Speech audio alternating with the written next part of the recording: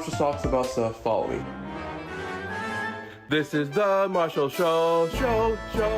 This is the best show, the Marshall Show, the Marshall Show, the Marshall Show, the Marshall Show. This is the best Marshall Show. The Marshall Show. We're here, aren't we?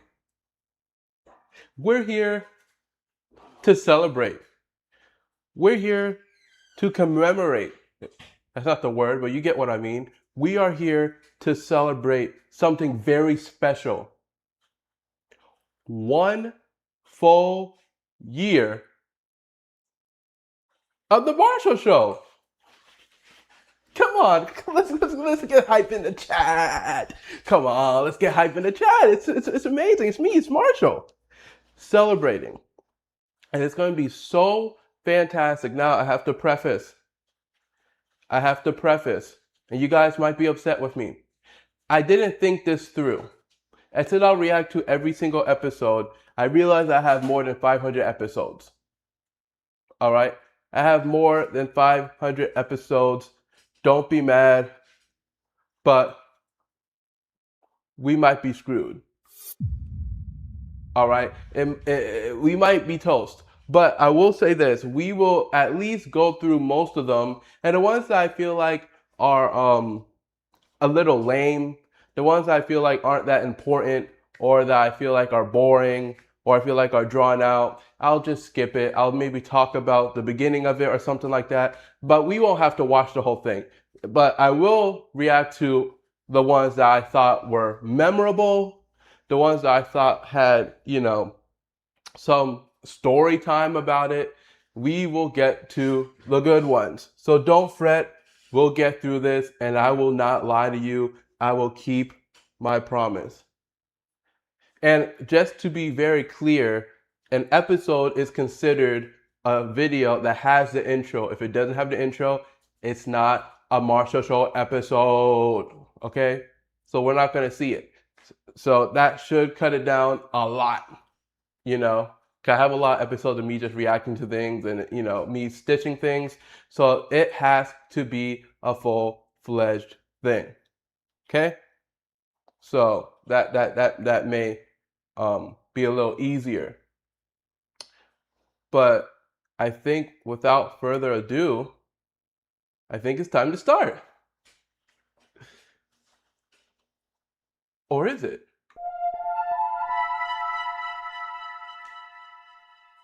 It is. So let's start.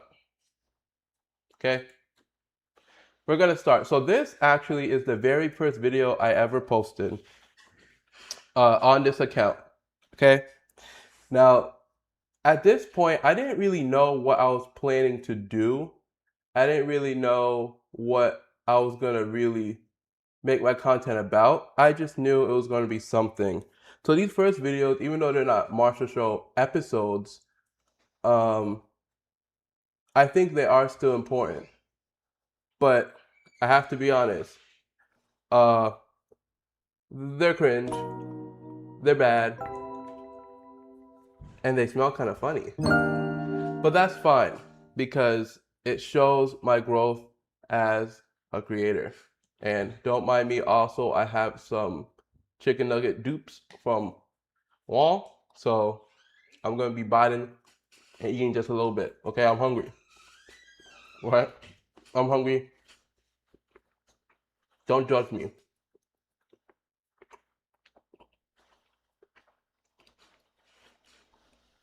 Or should you? Okay. First episode, philosophical poop theory. Let's listen to see what I have to say.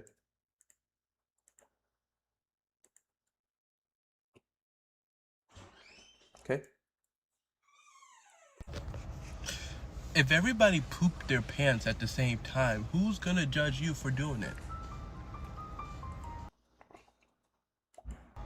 If everybody brown creamed from their butthole at the same time, who's gonna judge you for it? A lot of people are scared to do things that they want to do. They're scared to make mistakes.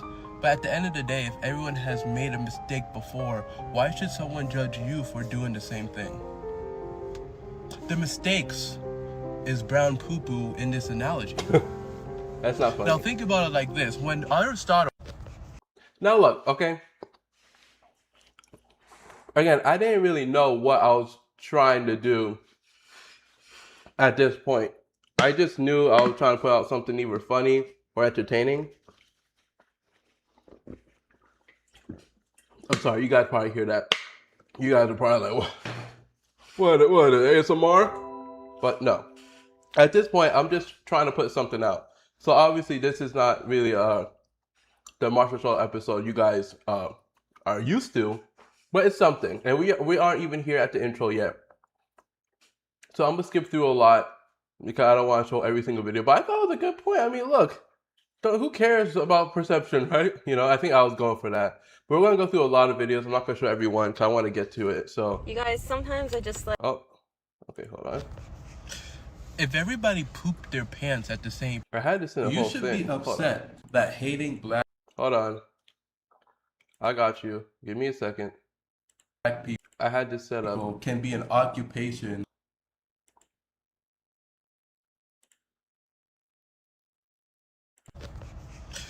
If everybody... Okay. Sorry about that. Alrighty. Let's get to the next one. If you have a problem with me, just text me. And if you don't have my number, you didn't know me well enough to have a problem with me. I used that same line in court. I accidentally murdered 4 children on the I-95 the other day. How about we skip that one? Huh? Yeah, how about we actually skip that one? You know? So, as you guys are seeing, I'm going for anything right now. I'm just trying to go viral. It's not illegal to walk out in public with jizz and sperm all over your face. We're gonna skip that. I think we're gonna skip that one too. Guys, I'm just trying to be. This is transparency. Okay, I'm trying to throw anything at the wall. All right. I'm trying to throw anything at the wall. I'm trying to see if it sticks. Okay. All right. So we can't watch every single video. We can't see every single video. We have like hundreds left. And these videos, I'm on TikTok for these. And they didn't get that much views. But I'm just trying to throw anything out in the water. I didn't know what I was doing. I've sucked a lot of cock and balls.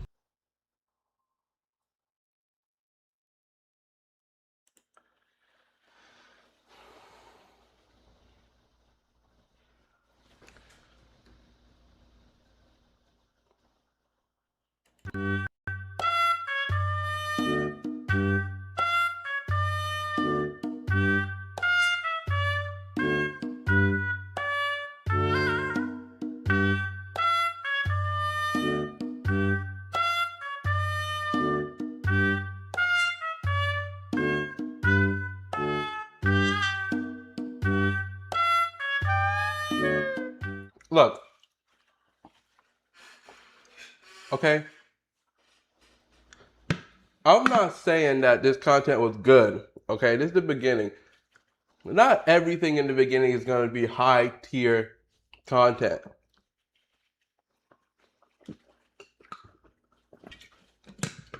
You know, so like, don't judge me. Okay, I have to put some good hooks out there. Let's just keep going, all right? I feel as if maybe a lot of you... This was a lie. Do y'all remember these? A lot of these were satire. Like, and then after this, I was just kind of putting anything out there. Y'all remember these? Just kind of slop. Niggas be more scared. This is me talking about homophobia. You like guys instead of you guys homophobia. This one was weird. I don't even know what I was on about. You know, ever since I was a kid, I've been trying to hide the fact that I am, in fact, the famous sidekick, Henry Danger. I have no idea what I'm talking about. Tie a do-rag. Oh, this one's good. 3 steps, let's get... Stop! All right, there you go. It ended up good. I look good at the end, though, don't I? I looked good at the end. So was I wrong? No, I wasn't. So I wasn't wrong. So for you guys who are judging me, don't judge. I wasn't wrong, right? I mean, look, the do-rag's on. 3 steps. Thank you guys. How to tie a do-rag. 3 steps. Let's get. Stop!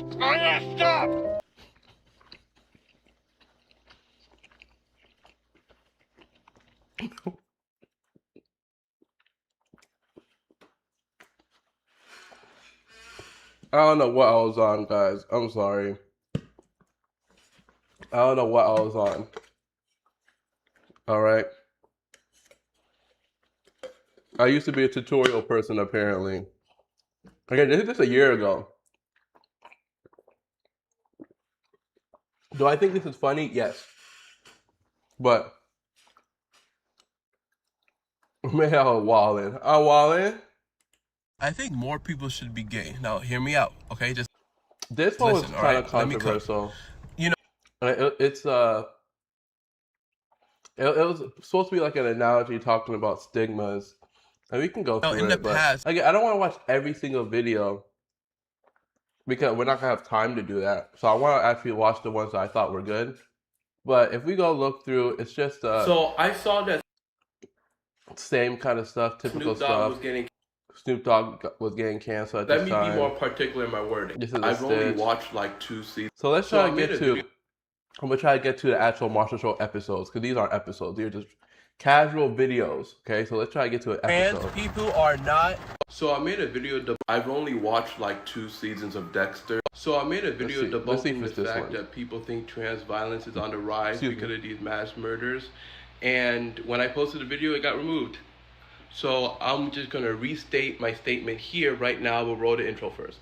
This is where Marshall talks about stuff. Follow me. Anyway, Republicans or people on the right are saying that these trans people are committing all these mass murders, all these public shootings. Look at my sty. Oh my gosh, y'all see this right here? Right here. I got a big lump in my eye. I remember that took so long to get out. It was like in my videos for so long. And the illness that these people have are perpetuating this. You know, it's just a huge, it's not. It's not, I'm gonna cut it out right now. It's not. And they're using this list of these mass murders and showing that all these people are trans and half of them aren't. I'll show you the post right here. Yeah, more than. So,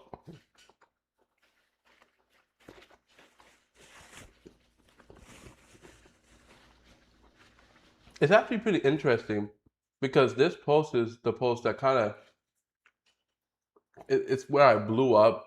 When I say blew up, I think I had like 20,000 views or something. It wasn't this video, but it was a video that was talking about this, and the issue was that video got removed. But yeah, people kept parroting this idea that trans people are inherently violent and they always commit all these, you know, these atrocities. And the thing is, most of these people weren't even trans. It's just like straight rumors and straight propaganda. And I pointed that out in the video very comprehensively, and the video was doing really well, really quickly, and then it got removed. So TikTok hates me. They've always hated me, it seems. I've never caught a break on TikTok, but gotta keep it pushing. Half of them aren't even trans at all. Just a complete fabrication. And you know what? I want to say that even if they were all trans, it doesn't prove anything. Because most shooters are cis and white. And I'm not saying that just because you're white or just because you're cis, you cause these things. But the fact is, they're trying to use that same idea, that same statistic, that same logical leap to show that trans people are violent. And I don't understand why, because trans people are undergoing the worst hate crimes I've ever seen. I mean, it's getting literally written in the legislature. You know, like this administration hates trans people. So to even piggyback and try to make it seem like they're maniacal school shooters, public shooters, come on. We don't need to do that. We don't. Bye. Based? Like, what the hell? So this was this is technically my first episode. Because the other one got removed. So yeah. So we're gonna keep going. Do this way? I've only watched like two. Other way. Sorry, my cursor's. So I made a video. Trans people are not. This is basically the same exact video. Exactly. Most of them are black. That's why I keep trying to. We're talking about black viewers. I don't want to watch all the ones where I talk about like shootings and stuff because I don't want to get flagged. Okay, but that's what this one's If I about. was a billionaire, I would give all my money to people in need. Well, that's why you will never be one. This one's talking about how like billionaires are greedy and they hoard wealth, and the people who become billionaires are not usually good people. So that's why they will never be in that position to be like, oh yeah, I'm a good person, I'm going to spread wealth and I'm going to become a billionaire to do it. Well, that's not going to happen, relatively. If all trans people look like Mr. Beast should even be in the top 25 influential. Politics is not rich versus poor. Issues not educated versus uneducated. Just talking about empathy in politics. The patriarchy is a social system that doesn't. How patriarchy screws over all genders and all people. Statistics don't lie. Well, that makes fabricated statistics. The Gerber situation is getting so crazy, guys. So you can just look. Y'all remember the Gerber thing? Guys, it's getting so. Gerber, oh my gosh, this dude got canceled out of oblivion. And Thomas, I am watching, and we're watching all the episodes because it's the anniversary of my show. It's the anniversary of my show, the Marshall show. So yeah, I am watching my own videos. Pretty cringe, I know. But yeah, Gerber, man, he was huge back in the day. He got super canceled because I think he was talking to like someone who was underage or something. Well, let's see. The Gerber situation is getting so crazy, guys. It's getting so wild. Roll the intro.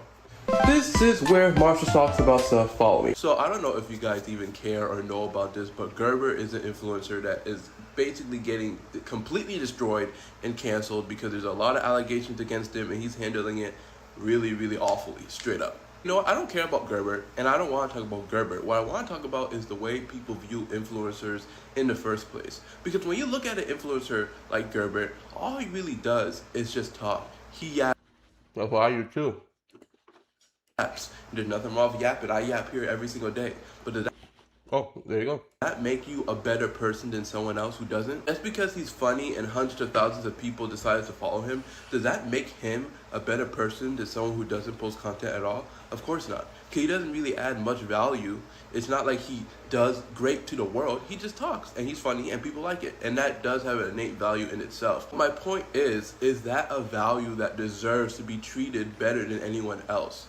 No. Exactly. So when these influencers gain this huge level of popularity, it's very hard for them to come back to earth and be like, I am just a normal person, I'm not better than anyone else, and I shouldn't act like it. Because no one is really supposed to have this level of fame in the first place. Very based. So let's get to more fun ones.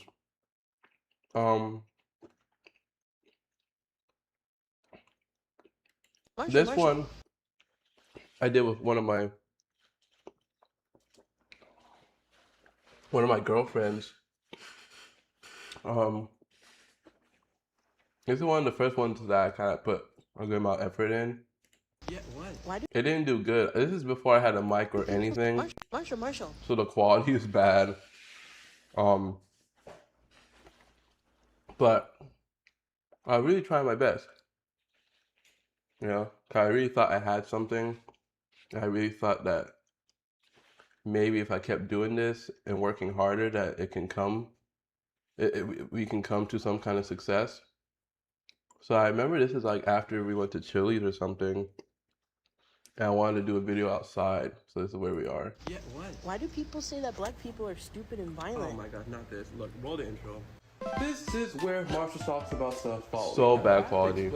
I have to explain what system. You can't even hear me. And I remember it was raining too. I'm telling you, this video, I thought I was cooking, chat.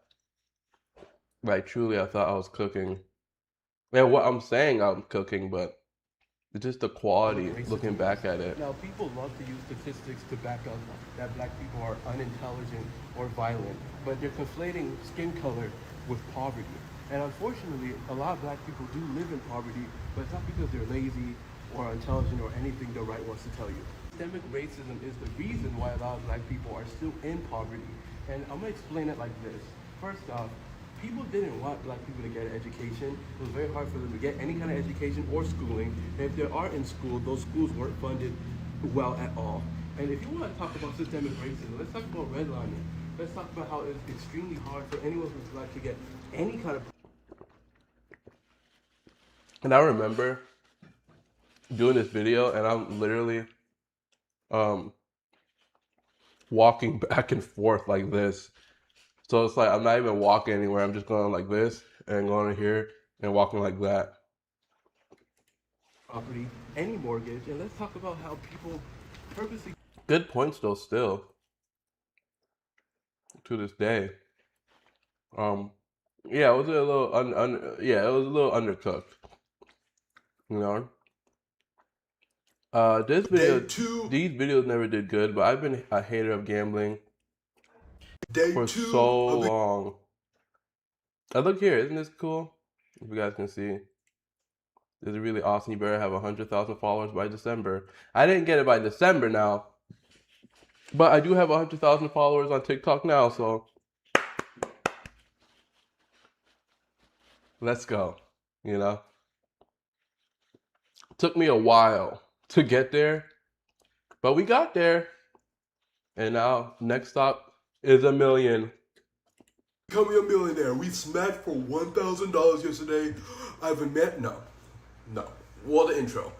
This is where Marshall talks about stuff. Follow me. So if you guys haven't been living under a rock, you probably have seen a lot of influencers now playing blackjack or whatever kind of gambling game for money on a company named RainBet. Now when I say all this, it's pure speculation. I have no idea. But there is no way that these influencers who came out of literal nowhere to start gambling on RainBet, there's no way they're not getting paid by the company itself. Whether it be the money they use. Is all your stuff from TikTok on YouTube too? Not everything. I started posting all my videos onto YouTube cross-platforming probably around season 2. So a lot of these videos aren't over there, but to be quite frank, you're not missing out. These videos weren't that good.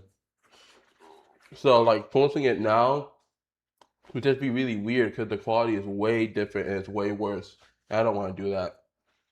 Use is from RainBet, whether it be the odds on their account is better, whether it be they're just getting paid and they're using their real money. It doesn't matter to me because blackjack and most gambling games are complete degeneracy. Let me guys ask you something. What do you think happens when you show a fresh 18-year-old that you can double your money in a simple game in less than 10 fucking seconds and their dopamine receptors start going off like they're looking at a fucking Candyland or something, right? What do you think happens when you do that? They go and they try it themselves. Now you're losing money every single day. You win maybe, let's say twice, you know? You always get one. And then you can try to get back your money. So I'm even.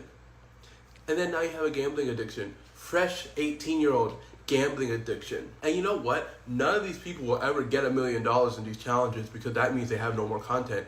And even if they didn't, even if they get to $200,000, somebody who's seen that, a kid, they don't fucking care. They'll be like, I can make $256,000. Let's go. And none of these videos even have the decency to be like, hey guys, don't gamble. No, they go.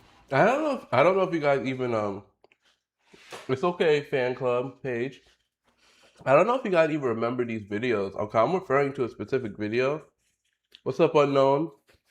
Like, there's this guy who would be like, I'm doubling my money until I get to $1 million on RainBet or whatever. I don't even know where he went. I haven't seen his content in a while. And yeah, he'll like do a hand of blackjack and he'll just try to double his money. He got really, really, really high. And these videos probably like killed at least 3 people. I'm gonna be completely honest, because like people probably did this, lost like hundreds of thousands of dollars, and then went through a severe depression. And I've lost a lot of money in my life. Like, I used to option trade. I've lost thousands of dollars, and I'm telling you, and that's a few thousand. you don't recover. Like, I still think in those moments because they haunt me, you know? Excuse me, sorry. So it's like, Pranks are annoying and I don't like them. Roll the intro. shut up. So, like, the fact that these people were actually making content that gets these young kids to try it, I hated it. And I made a lot of videos about it too. It's okay, Teddy. We're happy you're here now. This is where Marshall talks about stuff. Follow me. This is the first time I added this. You know what's funny? This I hate pranks video. I thought this was gonna go viral. I was like, I'm gonna really try hard to make my videos entertaining. So I really edited this one really finely. I thought this was gonna bang. It didn't bang. It has 40 likes. You guys can't see, but it has 40 likes, so it didn't do well.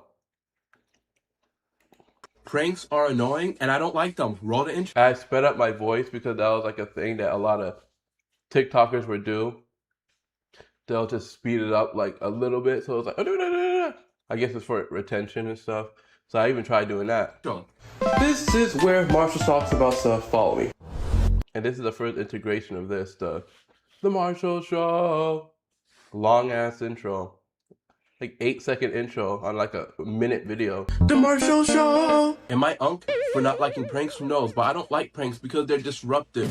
People who are working a 9 to 5, they don't want to deal with it. I wouldn't want to deal with it.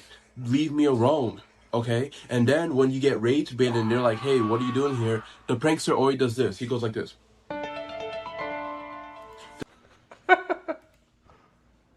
What is that? What am I doing? What was I doing, chat? Like, I really thought this video was gonna bang, dude. I really thought this video was gonna bang. Look at my face. Look at my face. Like, I thought this was it. I thought we were in the Holy Land. 40 likes. I'm like, Doesn't say a word. So now you're just frustrating me and wasting my time while I'm trying to make at least $11 an hour. what's up? Welcome to the stream, no?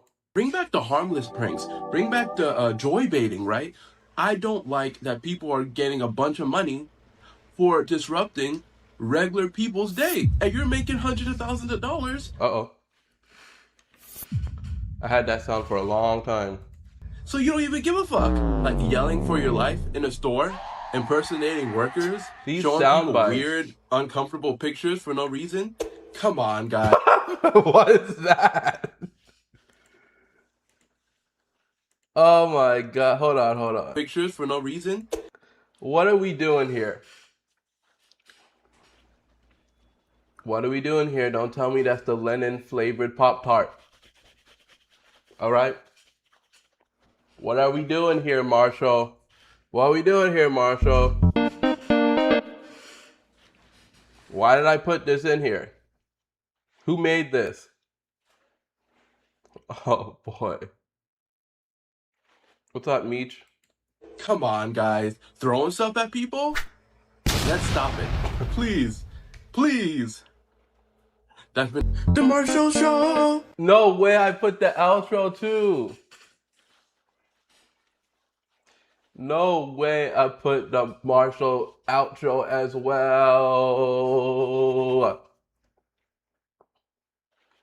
Oh my gosh, not the. What's next? I'm about to drop the Trotsky Pop-Tart. Like, what am I doing here? Oh, this was so. I was really dedicated to do the intro, so look what I did here. This is so stupid of me. Look at this. 1,000 I was talking about Sudan. people just died in Sudan. If you didn't know that, you should continue watching this video. Roll the intro. This is like I talk about 1,000-person fatality in such an atrocity, because obviously the people of Sudan is dealing with a lot already, and I'm here so dedicated to the show, I still gotta put the intro. 1,000 people died. Let's talk about it. Like, what am I doing? What am I doing here? It was tragic though. This is a long one too. 6 minutes about. Yeah, I talked a lot about these issues, especially really early on. It's a little long, so I won't even play it right now. But this is more about people being like upset that no one's talking about the Congo or Sudan or anything like that. But this one's pretty interesting. When I was 19, I made $8,000 in 12 seconds. That's true. Roll the intro. This is where Marshall talks about stuff. Follow me. The Marshall Show. So yeah, it's Marshall. That's my name. I made $8,000 in 12 seconds, or maybe like 2 minutes, somewhere around that time. And I was just 19, and I had no idea what to do with it. For context, what I did was I did option trading. If you do not know what option trading is, or investing, or anything like that, I can talk about it in a different video if you want me to. But I was option trading the whole game. I can tell you guys this story live. I will tell you this story. So when I was like 19, well, I think I was like 18 or something, and I used to work at this restaurant, Cookieverse, if you guys have Cookieverse. I think it's like all around the country now. But at the time, there was like barely any Cookieverse in Florida. And I was working at Cookieverse, and I've always been like at the time, like a finance person. I was in school for economics and stuff. So I started investing, and I started doing option trading. And option trading is really, really, really not something you want to do as a beginner. And I wasn't like a horrible option trader or anything like that. It's just you can lose a lot of money. Let's just say that. You can lose a lot of money option trading. And I don't know if you guys might not even know anything about this, but at the time there was this thing where GameStop was getting short squeezed, meaning that people were taking out a lot of shorts on the company, meaning they were basically taking loans on the stock because they thought that the stock price was going to go down. If you guys don't know what that means or anything, who cares? It doesn't matter. A lot of big corporations were betting that GameStop stock would plummet, and it made sense because GameStops are obviously not as popular as they used to be like a decade ago. So because of that, people kind of figured out that they were betting that it was going to go down so much, and they were actually borrowing shares so much because they thought paying it later will be way cheaper, so they'll get the profit, that there wasn't really any more stocks to buy back, you know? So that causes like a sharp spike in the stock price. None of this matters at all. My point is, I was investing at the time, and GameStop like went up like 100. It went to like $14 to like $300 something a share, which is like unheard of. Like it's never happened ever in the history of the stock market, and people were becoming rich. And I did another stock for BlackBerry because the similar thing was happening, and I made like a few $1,000s off of that. And I was like, oh my goodness, because I'm 19 and now I have thousands of dollars in my bank account. And I remember going to my mother, who's obviously not well off. We were broke. What's up, Luna? And she was like, is this real? Like, she didn't even think it was real. And it was just so insane. I ended up losing it all. But just at the moment, it was just so, it was humbling, and it was not something I should have being that young. So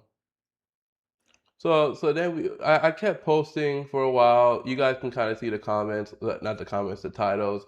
Sex work, probably like this is probably about Congo, homophobia in the black community. It's about Palestine, ethical billionaires, gender norms. all these things, right?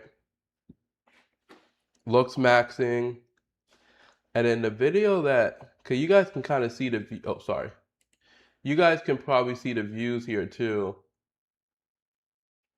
And this one, which is out at 340,000 views, is what got me to, I guess, the next level, you can say. So one of Kai Cenat's friends said this on his stream. What's this? 30? Fuck up. Yo, come on, get out, get out, get out, get out, get out, get out, get out, get out, get out, get out, get out. Look, when you roll the intro, This is where Marshall talks about stuff. Follow me. The Marshall Show. welcome back. So yeah, basically he said the F slur. Kai got mad 'cause he said it on stream, made everybody leave, blah blah blah, and people are talking about it all over the internet. But I think this video really highlights the homophobia in the black community, which I made a video about already, where you can see that people are mad that he said it, but are they mad because he used that slur, or are they mad that he used that slur in the stream? Let me make it clear, you can be mad for both of those things at the same time. But just looking at the reaction to everybody after he said the slur, didn't really seem to me they were appalled that he said it at all. And it's so crazy to even use that word, in my opinion, because obviously it's a very derogatory slur towards gay people, but even using that as an insult in itself completely is homophobic. Like to use the insult of being gay is not good. And not to dig up old graves, but the PewDiePie thing is the same thing. If you're gonna use the N-word as an insult, that's already making it a lot worse. Also, I see some people saying that it's hypocritical for people to be upset that he said the F slur when he's saying the N-word right after and no one's saying anything. Can we stop this? If you want to make an argument that black people shouldn't even be able to use the N-word, go ahead. I don't agree, but go ahead. But to try to make it seem like that Thank you for catching one, unredacted. that's equivalent to someone who is not in the gay community using a gay slur is crazy cope. Just the same way that you can criticize people in the LGBTQ community using the F slur if you want, even though I don't think it's a good argument, but you can do that because they do that. But can you compare that to if they said the N-word? If they weren't black? Probably not. So anyway, I guess, look, what I'm trying to say is when you roll the outro, You reached the end of the video. It's time for you to go follow me. Oh one my of gosh, that outro. I used that outro for a while. That was a good outro too. I miss that. I just feel like I just don't think it fits anymore. But yeah, this situation was crazy too. Kai Cenat, man, his friend was weird for saying that. He was a weirdo for saying that. And that video, I remember this video. I was with my girlfriends and I was like, this video had like 10,000 views and it kept skyrocketing over and over to like 100K. And like and now I have videos over 300,000. I think this went to like what, 350,000 or something, 340,000 views. I have videos with more views than that now. At the time, I was like, I made it. We're rich. I was like, this is the best day of my life, you know. So that was a really big day for me. This video did good too. So I want to talk about this video, and it may not seem important, but after you watch, you'll understand. So let's watch the video. I don't know if they have weapons. He's reaching in his pocket. I don't know if he has I know she did not just do that. The reason this video is really important is because when you wrote the intro, This is where Marshall talks about stuff. Follow me. The Marshall Show. welcome back. Hopefully this doesn't get clip old. is from a prank video where they went to the mattress store, they started sleeping on the mattresses, whatever. The employee didn't like it, told them to leave, did the whole thing where it's like, I'll call the cops, and she's on the phone with the cops, and that's where you hear that line. I don't know if they have weapons. He's reaching in his pocket. He's reaching in his pocket. So if you don't understand the impact that line has, then I'm going to explain it to you. It's the exact representation of the power someone can have when it comes to calling the police and saying that a black dude has some kind of threat. But let me explain what I mean by that after this commercial break. If you got this far in the video, comment apples. What are we doing here, chat? No way I'm hitting them with the damn commercial break. Like, I forgot I did that too. So I got an intro, a commercial break, and I have an outro. Like, I was putting anything in here. And someone said Apple, so that's cool. Uh-oh.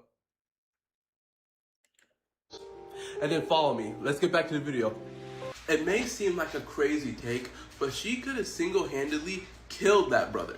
Could have single-handedly been responsible for getting the cops to come in already hyped up and killing that dude. That's true. And I'm gonna make it clear that it's not just her fault if that did happen. Obviously, it's the cops' fault. But we already live in a world where cops are corrupt. We should all know that. So when you call the cops, you have a responsibility to the person you're calling against, especially if that person isn't a threat at all. If the person is a threat, then that's fine. But do you think that that prankster had a gun or a weapon in his pocket? Do you think that she thought that he did? Truly? No. And this happens a lot. White Karens calling, being like, oh, this black dude I think he's chasing me. I don't know. He won't leave me alone. Just completely lying because they know they have the power for the cops to come in and use lethal force when it's not necessary at all. And that's a huge issue because majority of the time, if that did happen, if the cops did come and use lethal force because of the initial call, the person who made the initial call, who caused all this,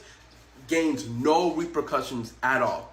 And that is true. And it was really crazy. I hated this video. Not the video I'm reacting to, because like to go to call the cops and be like, hey, yeah, I don't know, I think they're reaching. It was such lame ball behavior. So lame. And so we keep going. Burkina Faso video about in 2 Burkina minutes. Faso Roll the cool. intro. This is where the whole Charlie Kirk thing happened right here. And then more Charlie Kirk.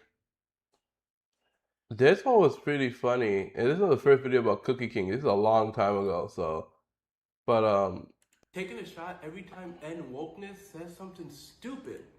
this video got like no likes or anything, and I thought it was such a good video. So I wish it did get more people to watch it, because I got absolutely smashed. So let's see. This is the politically incorrect game. Roll the intro. This is where Marshall talks about stuff. Follow me. The Marshall Show. So the rules. We'll be scrolling down N wokeness Twitter, and every single time we see a post that's stupid, I'll be taking a shot of this mysterious brown liquid. It was like Crown. So I forgot what it was. Oh yeah, this is definitely stupid. Okay, let's start. First shot. Thumbs up. So we can look towards the end. Let's see how I am. Okay, so first off, okay, let's talk. Look, I didn't look into that story. Let's assume it's completely correct. These people are purposely only I am gone. when it's black people against white people or black people against anybody.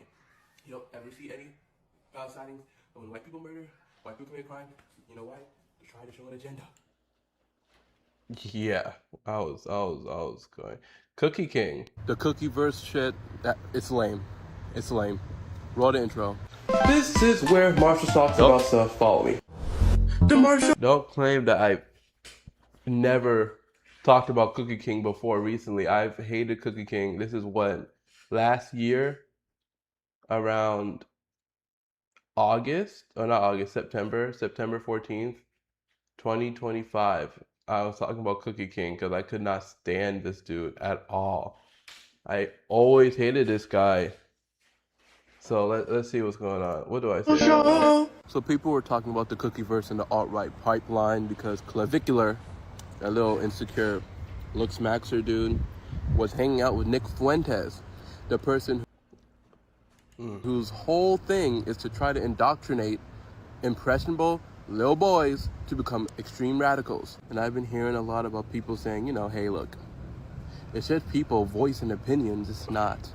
It's way more calculated. These people are trying to overturn society, and that sounds crazy, but that's the literal intentions of Nick Fuentes. It is. and he's very calculated, and he has a slight sense of humor, and he understands Gen Z and the way kids think. So then he goes and tries to align himself with the most brain dead community of all, which is the Cookieverse. And I'm not saying people, oh look, it's a plane. I'm not saying that people who watch the Cookieverse and like the media are like brain dead, but it's like brain rot. Let's be honest, it's like brain rot, right? So when you try to actually align that with like super radical political information, a lot of people are just gonna take it in and be like, okay, yeah, this is true. Fuck it, yeah. And then when people want to call out Cookie King, being like, hey, why do you hang out with somebody who's literally hanging out with a Nazi, basically? He's like, well, I'm not political. I don't know, I'm not political. Yeah, I hated that excuse. I really, really did. And like, you see it all the time. You see it all the time with someone who has an audience that they want to uphold. Someone has a audience that is bigoted or whatever. They always try to latch on to another creator whose audience is super impressionable, and that happened here. Like, it's very calculated that Nick Fuentes wants to collaborate with Clavicular and talk with people in the Cookieverse. Like, he knows that these people are basically 3 steps away from being white neo-Nazis, you know? So like, to be able to manipulate someone's fan base like that, and for you to allow that as a creator, that's a big responsibility on you, and you're held liable, babe boy, if you're doing that, you know? So, I hated that. So at this point, I started making more videos, and I had a good string of videos right here, 46K, 24K, and 45K, so we're gonna watch it. Kai Cenat finally cut his dreads off on stream. If you listen to Kai Cenat, Speed, if you listen to whatever they say, you're an idiot. This is where Marshall talks about stuff. Follow me. The Marshall Show. Hello, my niece community. I'm sorry I enacted a little bit of rage bait. I had to get the kids watching so you guys can listen to me because this is very important. Speed, Jinxie, Lacey, Marlon. All these people have a very large young audience. And what happens is when you watch these people hours on hours a day, you tend to create a very parasocial relationship. And what that means is you really feel like you have an actual personal connection with these people, even though you've never met them a day in your life. Okay, so Marshall, what are you trying to say? Well, what I'm trying to say is that when you have this parasocial relationship with these streamers, you tend to trust them. And then you tend to actually listen to what they say, just like if a trusted friend or family member told you. But the thing is, these people, they're not deities, they're not gods, I used to have a lot more sound bites, it seems, in these older videos. I used to ramp them up. I did not hold back in these sound bites. And, you know, I don't hate it at all. It's just, I don't remember. I didn't remember how much I did.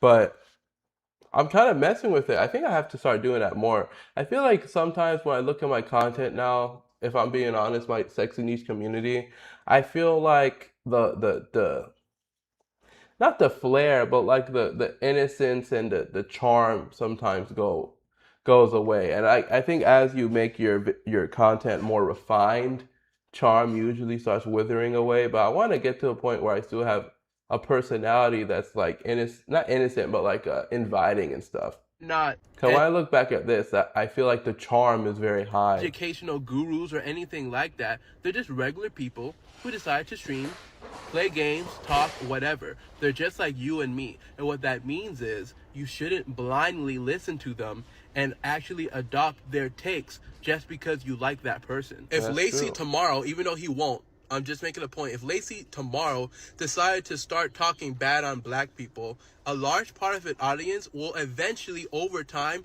dislike black people because of it. And That's I'm true. not saying that because I think he will do that. What I'm trying to say is that people who have this type of audience tend to have a lot of influence regardless of what they say. So my point is, if you are somebody who is young or know anybody that is young who watch these streamers, it's very important to remember and understand that these people are just normal people. Do not follow them blindly. Do not create a parasocial relationship.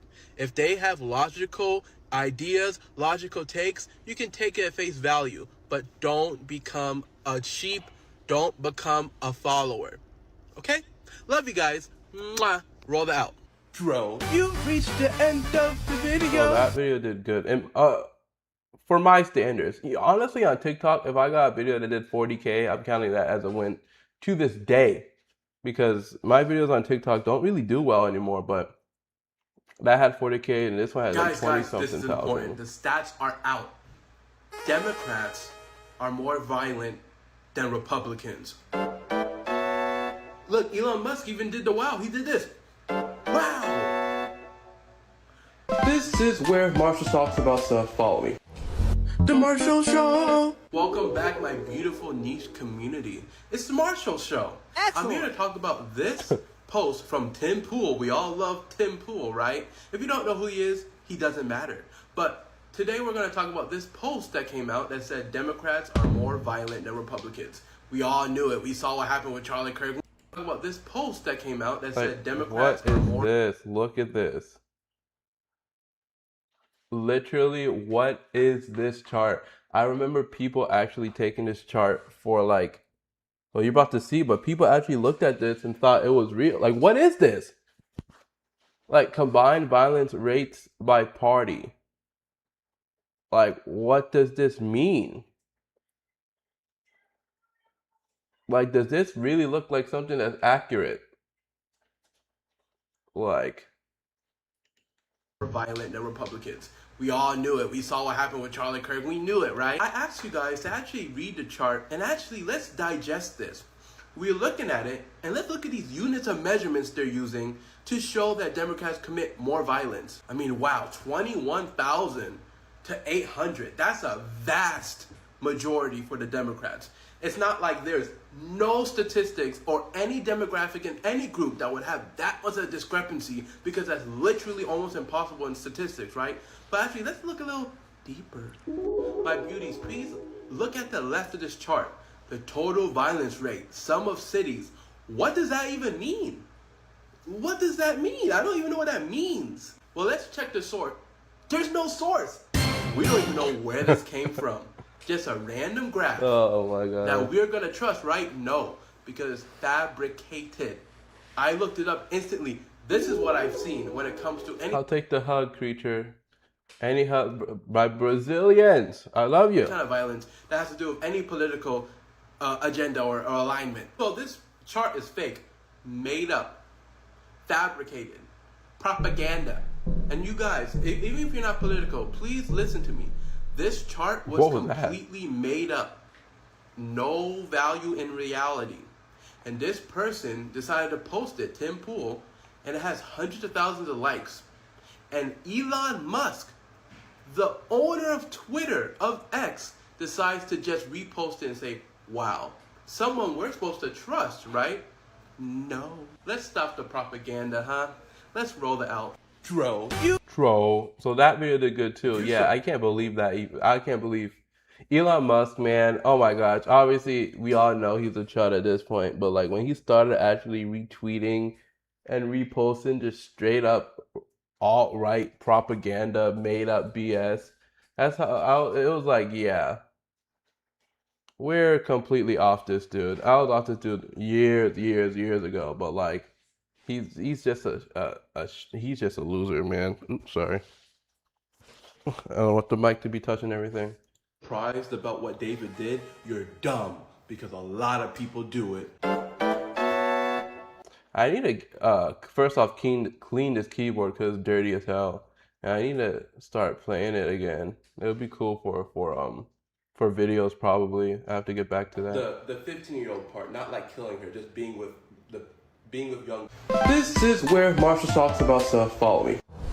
The Marshall Show. Hello, my lovely niche community. Today we're going to be talking about David in the back of my trunk, but not really just him, just the idea of people being with young girls when they have any amount of fame or money.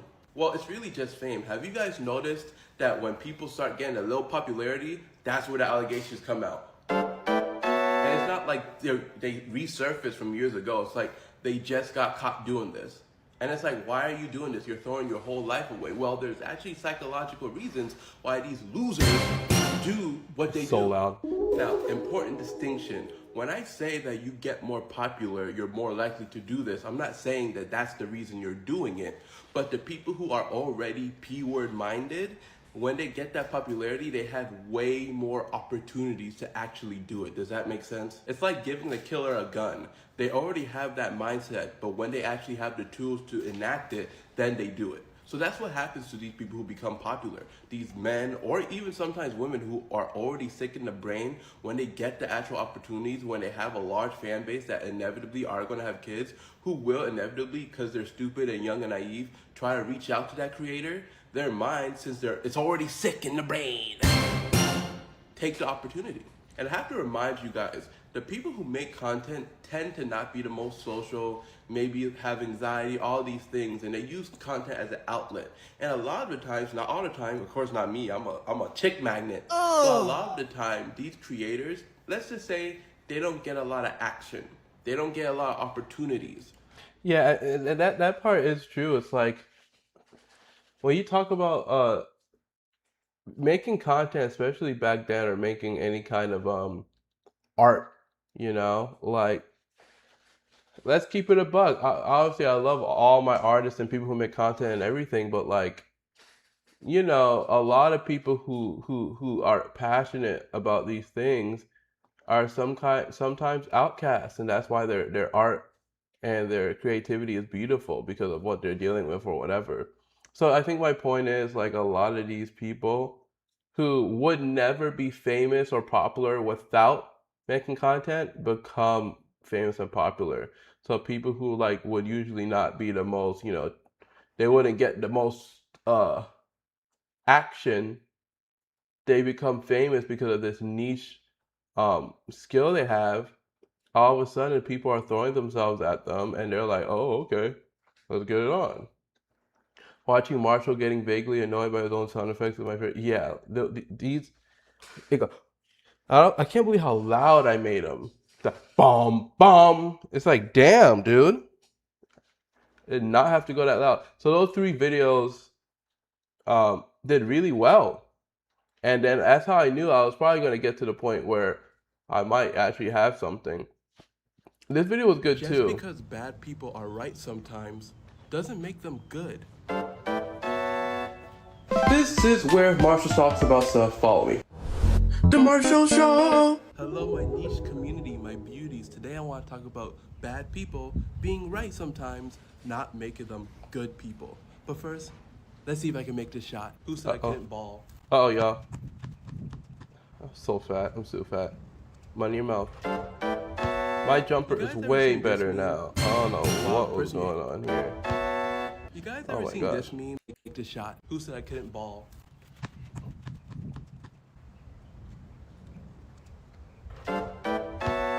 You guys ever seen this Y'all knew I had it in me. meme? Wow, the person you hate just made a good point.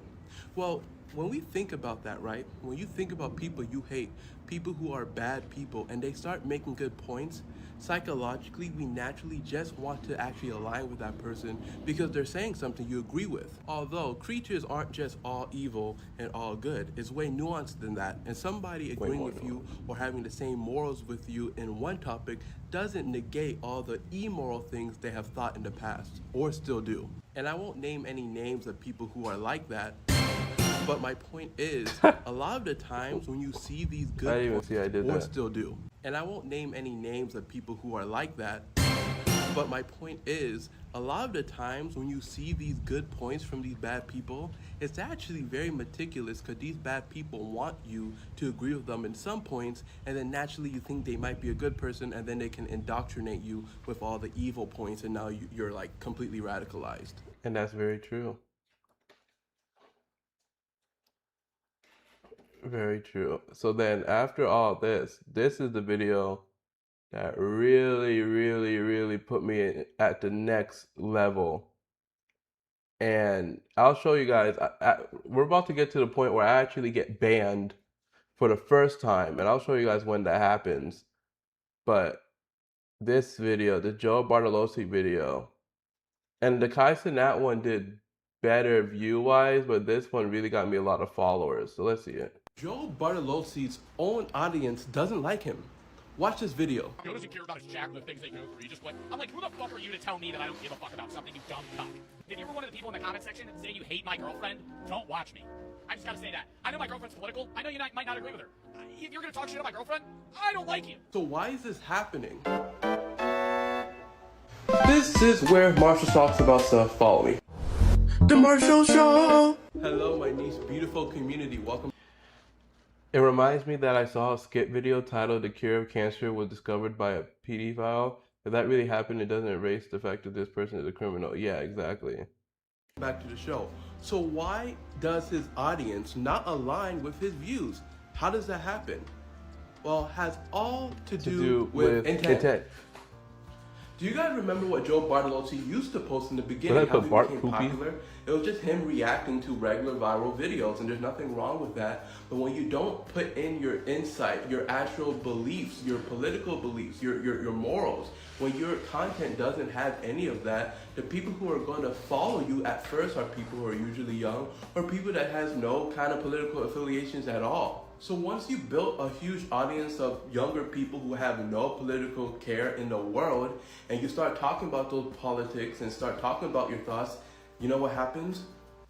Your audience doesn't care. Uh-oh. Because they didn't sign up for Check the political editing, thoughts. They y'all. didn't sign up for your actual mindset on things. They signed up for funny little gags, especially younger people. They're not here for a thought piece. They're here just to watch you be funny. So when you start streaming like Joe Bartolozzi is, and he starts talking about the things that are important to him, people tend not to care. And that's not a bad thing. I was very course, proud of that's this not video Joe Bartolozzi's at the fault, time. but that's what happens when you create an audience that don't know you personally, that don't know what you believe in. Because there's a big chance that they aren't going to align with you when you actually start talking about yourself. That's why me, Marshall, the Marshall Show, I'm going to make sure you guys know exactly how I Bum, bum. am and exactly what I think. Because I want you guys to love me, and I want you guys to roll the outro. Great video. So then I was like, okay, we're rolling, right? So I do a gender norms video. I do this Kai Cenat drama. This one was a great video. Thank you, Mercy. Thank you for being here. I'm so happy for you saying that. I'm proud of myself too. I'm happy you guys are here. You guys are my whole world. But this was a really good video. I love this video. Homophobia One of my is favorite videos. normalized And you guys can see that I actually started upgrading the visuals. I mean, that's beautiful. It looks good. You know? This is probably one of my favorite videos at the time. At the time.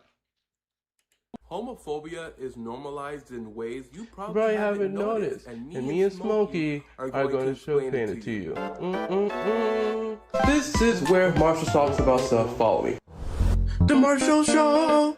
Hello, my beautiful small niche community. Today we're talking about normalized homophobia. Small niche community at this point. All that Smokey started off. Well, I think that might be the first time I mentioned a niche community. Unless I said it already. Marshall Show. Hello, My beautiful small niche community. So I changed it to sexy niche because I felt like small isn't accurate anymore. But I think that's the first time I say that. small niche community. Today we're talking about normalized homophobia. All that Smokey started off. I've never liked you. But you guys ever notice your friends say, oh, you're gay as an insult? That may be a little lighthearted, but at the end of the day, it's rooted in homophobia. Using gayness and queerness as an insult is purely hateful and is normalized completely. And you probably noticed it from your friends or somebody else. You know, it's interesting. I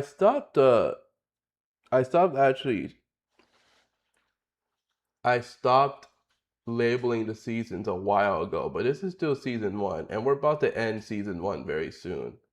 This is still season 1, so we're not really anywhere near. We haven't even finished, I think, barely the month, but things started ramping up that month really quickly. As we go on, it's gonna breeze by more efficiently. Fantastic point. I want to point out also the representation in media. Thank God we're seeing more gay characters. But do you notice that these characters are usually very overtly sexual or very flamboyant? It's like a caricature, and it's a bad generalization that is also harmful, even if it's subtle. Good point, but what about like terms like sus and zesty? They may seem harmless, but honestly, the whole concept is what? You're using it as an insult. You're calling people gay, which is supposed to enact a negative reaction. And that's what are you doing? What? Get off. Ugh, I'm getting tired. Just roll the outro. Okay, fine, I'm rolling it. Roll it out. So that was a very good video. These videos didn't do that great. Made that happen, creature. I don't know who that is, unfortunately. I'm uncultured, but it'll happen. And this video, right here. So it's really funny. I believe I got monetized on TikTok. I got to 10K after this video. I think it was like this video or something. And I started making money with additional rewards, which is basically what you get paid with on TikTok. So after this video right here, I got monetized and I started making money from all my posts. And I made money with like these posts right here. And this one got me like $60 or something for one video. And I was like, wow, I'm gonna like actually be rich. Cause I thought that I can do this regularly. And if I can make $60 a day, that would be like perfect for me. I didn't need anything more than that at the time. Cause I was still working. And this video came out and I woke up to this video having like 215,000, or not, probably at the time it had like 100K views. And I was so hyped. What's up, the three? Or the three? I was so hyped because I knew that would get me like $100 and we were going to start ramping up. I told my family, I was like, wow, like I've been doing this content thing on TikTok and I was like, we're going to be good. And I'll tell you what happens. But I post this video, I wake up after it, and I go to make, I don't know where the video is. I couldn't even post it because I posted it on my other account. But I went to make another video, and my account was banned. And you could tell because this video is October 10th, and this video is from September 23rd. Because I made videos every single day very consistently. So the fact that I missed a week was definitely because of content. Black Forager is such a sweetheart. She makes videos about plants and berries. She has a show on her channel called Poison or Snack with theme song. She's like a fairy. Oh, that's cool. I'll check her out. So I made this video and just show my views are very consistent. I made a video about Caleb Hammer before because I do not like fucking Caleb Hammer. Hammer, the budgeting guru. It's in over a year ago, or not over a year ago, but this is a year ago. A lot of controversy. But the question is it valid? This is where Marshall talks about stuff. Follow me. The Marshall Show. I miss Hello, my hair. great community. I am outside. My great community. In a parking I'm just lot saying here shit. to deliver the Marshall Show. This video isn't gonna go over the controversy between him and Bradley with a budget. Oh, hold on, sorry. Commercial break from the Marshall Show. I just want to say that what Caleb did, I just found out more of the context. Dude's bugging. But again, it's not about that. Let's get back to the video. And this, I don't know if you guys even know what happened, but Caleb Hammer was beefing with Bradley with a budget, and because Bradley with a budget is this dude who is really, really frugal, and he saves everything he does, and he's really cheap, and he documents it. So Caleb Hammer was reacting to him, and I believe Caleb Hammer on stream, he didn't show any of the videos because obviously you can't. I believe he literally went and got Bradley's OnlyFans and like talked about how it was like gross or something on live. Like it was weird. Not cool. My friends sometimes say, damn, you're so gay when I'm being cute with them. The difference is that they are also gay, so I know they're not saying it that way. Fair. Fairs? This is about, is his content morally ethical in the first place? To me, I feel like judging somebody's financial decisions and creating a stigma where if you're not financially well, you're a bad person or irresponsible is irresponsible in itself. And this was my most controversial video at the time. It has like 8,000 likes and 200,000 views. You can see it right here. I don't know, correct me if I'm wrong. Every episode I've seen so far, people who generally make horrible financial decisions and ignore the basic fundamentals of managing their money or even prioritizing wants over needs such as food, childcare, etc. And that's not the point. I'm not saying that on an individual basis the episodes are like these people who are victims, etc. I'm just saying when you're going to people and you're stating that them being financially irresponsible is like a morally awful thing to do or be, when we're in a capitalist society where being financially responsible, it could mean basically nothing because people are just trying to live and like not be depressed. We're trying to just like get day to day. So yeah, I might buy something that makes me happy because all this at the end of the day feels very pointless and very disheartening. So like the idea of making a show that's like, oh yeah, you're not financially responsible, well, you're a loser. I just feel like it sets up something a little morally questionable, but I understand if people didn't agree. But after this video, so I woke up the next day and this video was at like 100K and I was hyped and I get banned and I got banned for really no reason and it really got me upset. It really got me depressed and I went through the whole thing to get it back. So after a week or whatever, I come back with these videos. And it's like the same videos, but it is a different intro. And we will go here with the new intro. This is season 2, guys. Season 2. Sorry. This is where he talks about stuff. It's the Marshall Show. Welcome to the season 2 premiere of the Marshall Show. You guys probably have all seen the Sora 2 AI developments, right? Let me show you a compilation. Like, how can we be AI generated? We'd be abstracted by now. Yo, Sponge, this stuff looks extra crystalline, like restaurant quality. So everybody has been asking. What is this? Y'all, I don't remember me doing this. What am I doing? Everybody has been Quality. So everybody has been asking, are we cooked? Yeah, kind of. This kind of stuff literally squashes any creativity somebody can prosper. I'll be too lazy. Why even try to put effort in your content if you can literally just script whatever you want and post it? Exactly. And I have to remind you guys, AI will only get better. This is the worst you'll ever see it. So if somebody in the future wanted to make a video of me having sex with this Squishmallow, I mean, they can frame me for that. I wouldn't do that. It'll be fake. Anyway, here's my favorite comment from last episode.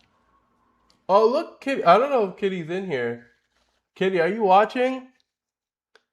Cause you show up sometimes. You show up sometimes on the streams.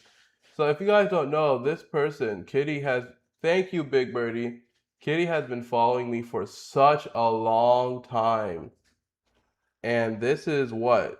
October 2nd. This is on Instagram. I had like no followers on Instagram.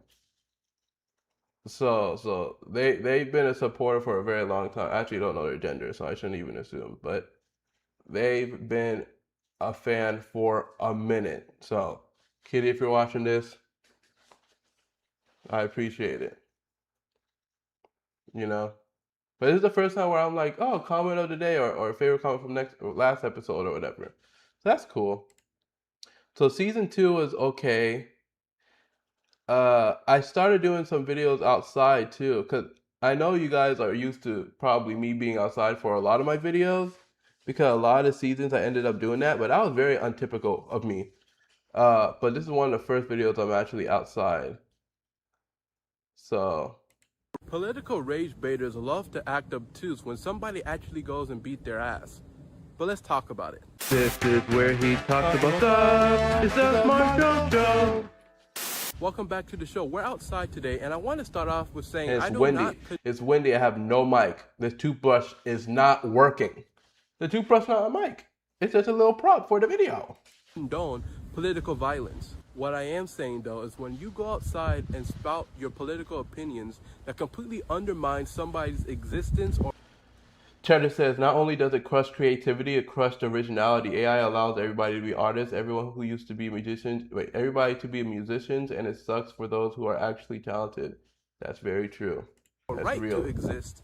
It's not very surprising that they may get upset after hearing you say that, especially when your rhetoric is intentionally antagonizing because you want a reaction to heighten your views and notoriety. And again, I'm not saying that it's okay. And this is true, man. Like, if you're gonna rage bait and try to rile up people, and you're a political person on the right or something, and then someone goes to you and they beat your ass, and then you're like, "Oh my gosh, you're so violent," you know for a fact you wanted that. Like, let's not be obtuse.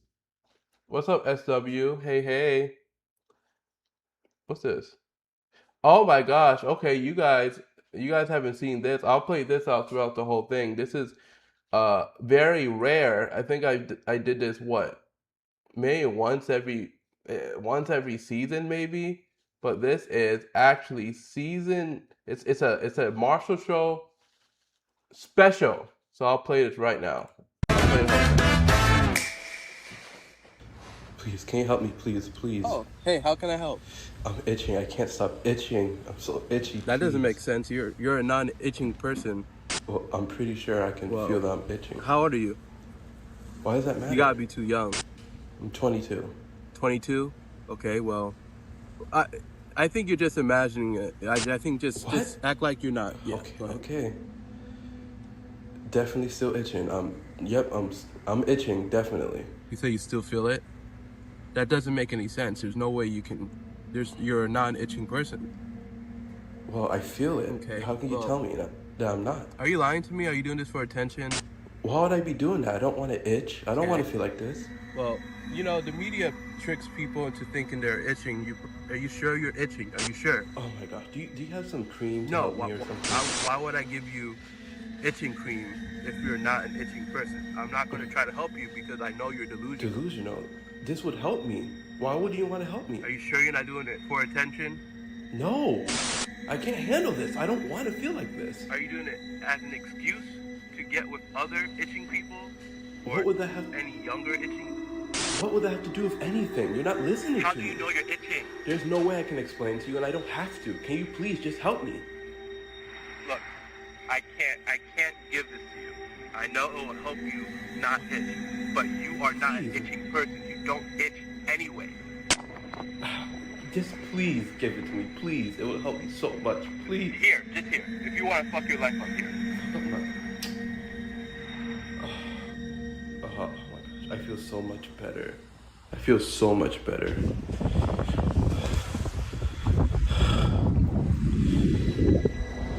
Please stop. Just let me be. Just leave me alone. Just leave me alone. Pedophile, go. Just leave me alone. Just leave me alone. Just leave me alone. I don't trust you with my kids. You Leave are me alone. nothing. I hope you die. So that was one of my first specials. I don't have a lot. I think I have like 2. So like I really wanted that video to do well. Did it? I don't know. It didn't do as good as I wanted it to. I always thought about maybe reposting it or something. Do you guys think it's something that I should repost, or you guys think I should just leave it in 2025? Was that a good video? Let me know. Let's get active in the chat. I need some perspectives in the chat. Let me know in the chat. Do y'all think was that good? Obviously, it's about gender dysphoria and transphobia. Well, it's right here, so let me not be stupid. So I don't know. I've always thought about maybe redoing it. Not redoing it, but reposting it on Instagram or TikTok or just everywhere. What do you guys think?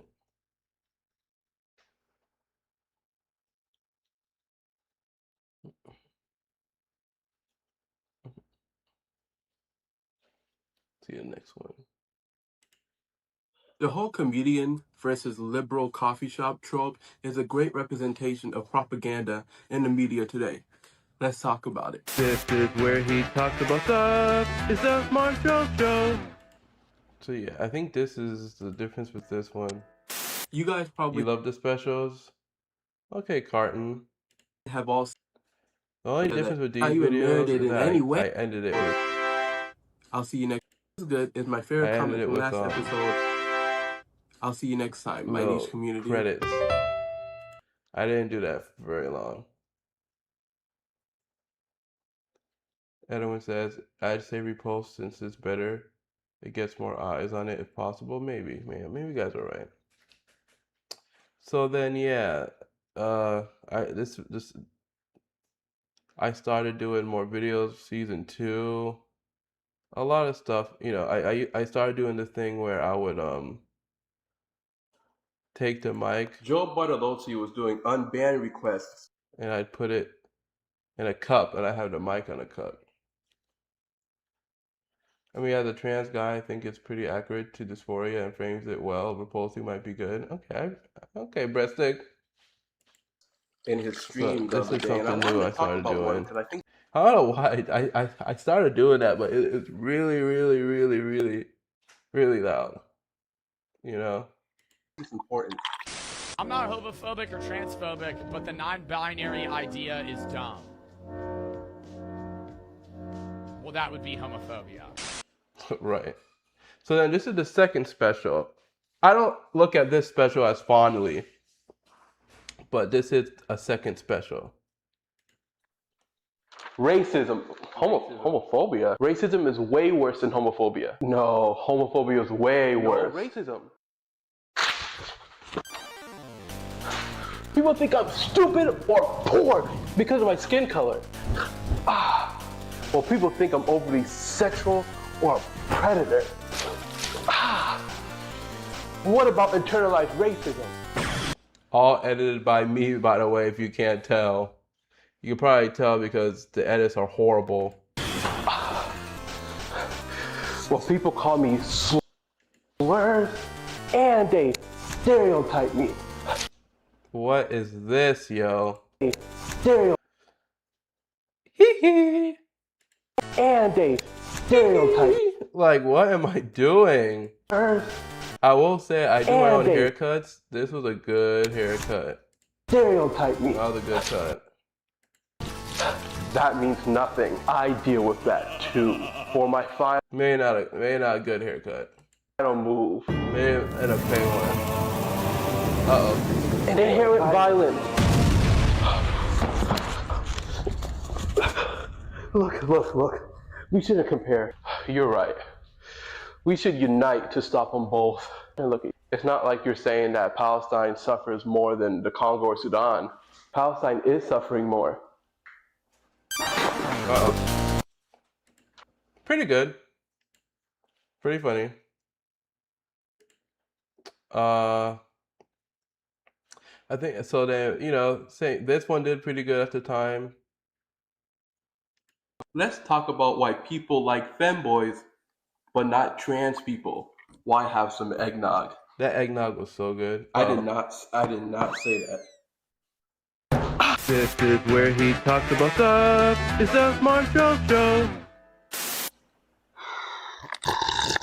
That's so loud. Chill, please chill. I want to first say that I'm not saying that every single femboy is trans. There's some people who genuinely just like dressing and presenting as feminine while also being a man, and there's nothing wrong with that. But the question still applies. Why would men accept femboys and not just trans women? Well, I think the first reason is that a lot of femboys are woman presenting, meaning to them, they think they actually look like a woman. And I feel like that's different from their perception of trans women. Obviously, gender has nothing to do with attraction or looks, but when it comes to people who don't understand trans identities, if you align yourself as a trans woman and you don't look like a woman, they're not going to accept you, which makes no sense. Also, I feel like a main indicator that allows a man to actually consider you a woman is to objectify yourself sexually for the pleasure of other men. And a lot of femboys, who like do content or whatever, which is mostly what these men like, they objectify themselves because they know that the men men are the key demographic. I'm not saying it's a bad thing or anything. But what I am saying, if you're a saxophone worker and you're purposely trying to objectify yourself and sexualize yourself for men, they're going to look at you as a pure woman because to them, women are just sexual objects to begin with. And that in itself is really dumb. Anyway, my favorite comment from last episode, let's roll the outro. You reached. Pretty good video. This is why I started trying to put more edits in it. It didn't last too long. I don't know what was going on here. I don't know if I got banned again, but I definitely started changing up my videos over here. And then, what's this? So this commenter said, why don't we just round up all the trans people and send them to psychiatrists? That's what they need. Let's not enable them. You sound stupid. You sound like a dumb boy. But I'll explain it. Let's start the show. This is where he talks about stuff. It's the Marshall show. The first issue here is that you're assuming that people who are trans don't try to get help in any way. Studies have shown, literally, that probably it's a good thing to transition. It's the best thing you can do in this situation. They say that, literally, you can look it up. Your point automatically doesn't make any sense because transitioning helps gender dysphoria in every way. But let's talk about the other things he said. It will be better for them and us if we just send them off.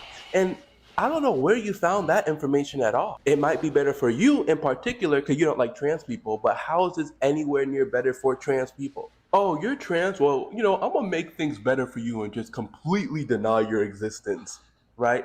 I'll do us both a solid. Does that sound smart, my man? Not to mention the people who try. YouTube has banned so many creators, especially storytime animation creators, recently for misleading family content, but I guess there are still hard kitties, so the bots think their content is made for kids. Oh, Lord. So that video was whatever. This black fatigue one I remember as well. What is black fatigue? Let's talk about it. This is where he talks about stuff. It's the Marshall show. Welcome back to the show. People have been using this phrase black fatigue to basically just criticize things they don't like about black people. A term that is what is black talk about it. This is where he talks about stuff. It's the Marshall show. Welcome back to the show. People have been using this phrase black fatigue to basically just criticize things they don't like about black people. A term that is supposed to talk about liberation and bettering the community is getting overthrown by people who just want to be racist. And if you don't believe me, just look at the comments of this video talking about black fatigue. Now, when I saw all these comments, I didn't think it was from people who weren't black. But I was wrong. Look, don't get your pennies in a bunch, okay? How many hours of sleep I got yesterday? Not much. I'm not saying that the black community is above criticism, but when you're doing it solely just to be racist. We celebrated me getting to 100K on TikTok, even though that happened a while ago, but we never got to celebrate. So we did a little drinking. All right, I had like 8 shots of the big. I don't want to be too explicit, but we went to sleep pretty late, so. Instead of bettering the community or offering any solutions, you're the one causing some fatigue. But if you want me to talk about this more, I will be tonight on my live stream on TikTok, 8 o'clock. This is when I first started trying to stream on TikTok. That shit did not work out, boy. But we're trying it again. We're doing it one last time on here on YouTube. So,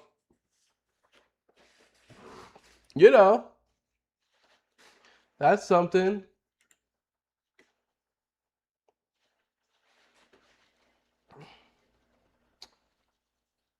Oh, I don't know how long I can play this.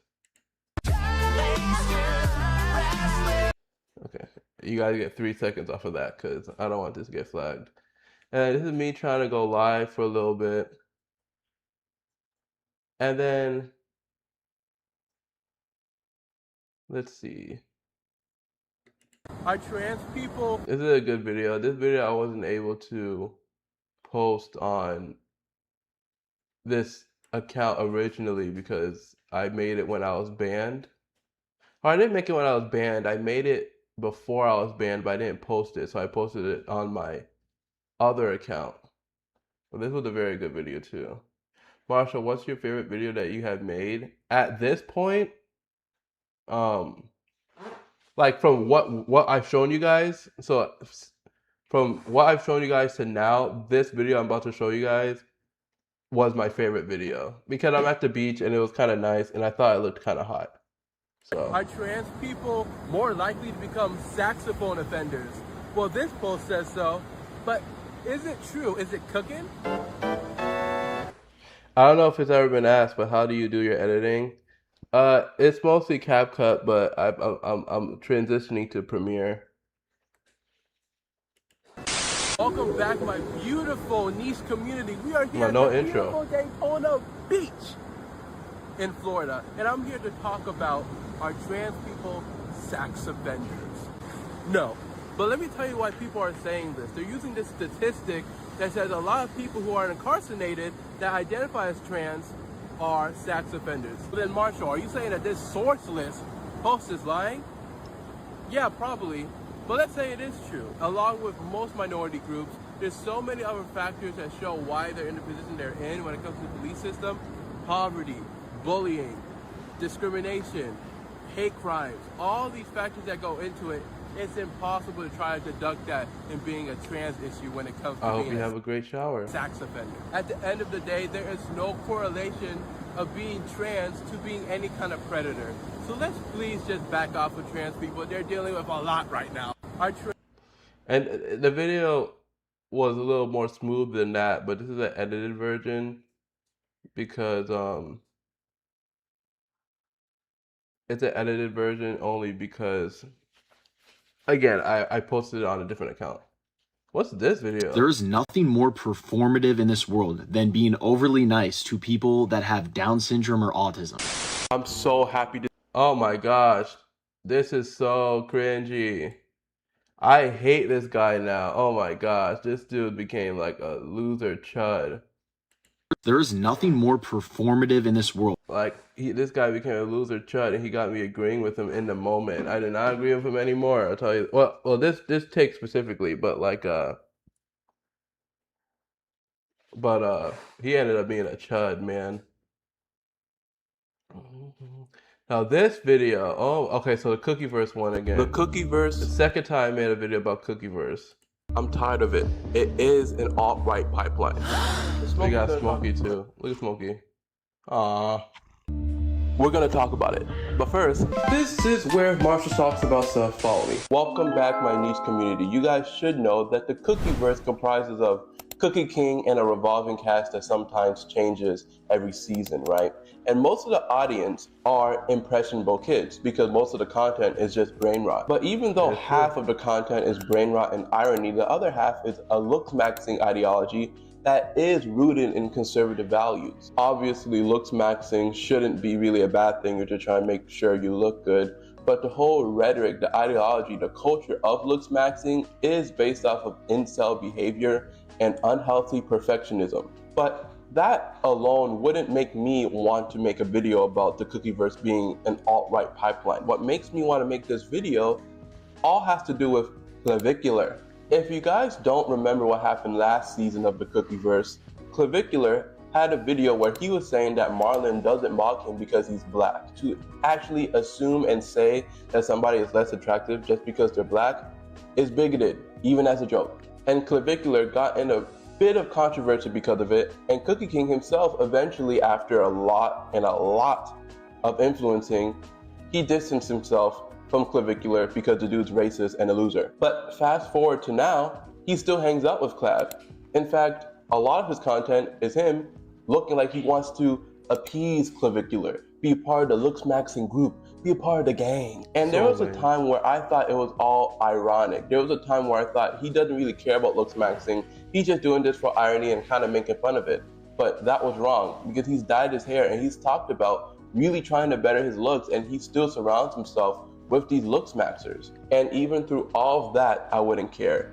If it wasn't for Clavicular literally hanging out with NK, this man, the identified white nationalist, the king of the incels, the anti-Semite, the bigoted, most ridiculous representation of the alt-right community. All right, Cheddar, have a great night. Okay, so we got that video, and then this video, oh my gosh, the video blew up. This video has 1.6 million views. This video, I think, still to this day, no, I think there's one more video that has more views, but for me, this was like the most viewed video I've ever had. So QT Cinderella and Vanilla Mace has gotten into some controversy because of their now deleted stream last night. I'll show you a quick video and we'll talk about it further. If I'm around a racist person, I'm just not racist. I'm not. Me? I'm not. They are, yes. But how am I supposed to help them ever? By cutting them off? No. This is what kills me, is that these same people will be in a room with their fucking, like, loser-ass boyfriend, and then their boyfriend's brothers or fucking, like, friends or something will make a gay joke or something, and you'll sit there like this. Let's talk about it. But first, this is where Marshall talks about stuff. Follow me. You can't fight hate with hate. It doesn't get you anywhere. It literally does not get you anywhere. Like, it's so important to, like, as someone who's very open-minded, to be around closed-minded people and show them that it's okay to be open-minded is actually one of the most important things you can do. I understand the thought that hate doesn't solve hate. I understand that going to somebody who is hateful and being hateful towards them isn't going to really make them feel the opposite of their bigotry. Although that's not anyone's responsibility to try to get them to be unbigoted in the first place. It's frustrating for any marginalized groups that has dealt with bigotry to tell them, hey, relax. You have to have compassion and empathy for these people when they don't even think about showing that towards you. And having friends that are bigoted, that are closed-minded and willfully ignorant is a bad look. You can say that your whole goal is to try to make them less bigoted, but if you're having conversations with them already and they haven't changed, then you're just being complicit to the crime. And for Vanilla Mace to say, hey, look, the same people who are saying this have boyfriends that are making gay. It's a bad deflection. So that video did really good. I like this video too. This video never did good. I think I reposted like 3 times, but no one cares. But I'll show it to you guys. Have you ever noticed that some, keyword some, the video where I'm outside as well, tall people act like they're better than everybody? They're in some elite class of their own. Well, that gets me upset. So let's talk about it. But first, this is where Marshall talks about stuff. Follow me. Welcome back, my niche community. Before you guys say it, I'm not jealous, okay? I'm 6'2". I'm one of the tall ones. But even I know that most tall people, or at least some, act like they're just superior just because of their height. Marshall's a humble, tall king. Now look, I know being tall in this society gives you a lot of benefits, and I know sometimes that might make you feel a little better. I almost made a league because of my height. Oh, shit. But what my tall kings have to understand, and queens, that I don't even have this ball anymore, unfortunately. Just because you were born a taller height doesn't make you better than anybody else that's shorter. I literally seen a video of tall people all congregating in a club saying, oh my gosh, I love being with other tall people. You guys sound insane. So I guess my point is, don't shame anybody for something they don't control, and you're not better than anyone else for something you can't control either. But what I can control is showing you my favorite comment from last episode. Goodbye. Have you ever noticed? No outro. So we're gonna go through this because I want to get to a point where we get to kind of more recent ones. This one was kind of funny. Oh, they're both funny. I'll show you these 2 episodes first. Mr. Beats is launching. And this is we're in season 3, by the way. I'm trying to see, where did season 3 start? So QT season 3 started. AI will genuinely. Have you noticed that this is the beginning of season 3 right here? Influencers are now all just boring losers, other than me. But why is that? Well, let's find out. This is where Marshall talks about stuff. Follow me. The Marshall Show. Welcome back, my. So that's season 3. So we're in season 3 now. Mr. Beats is launching his own theme park in Saudi Arabia. Mr. Beast, Mr. Beast, Mr. Beast, Mr. Beast.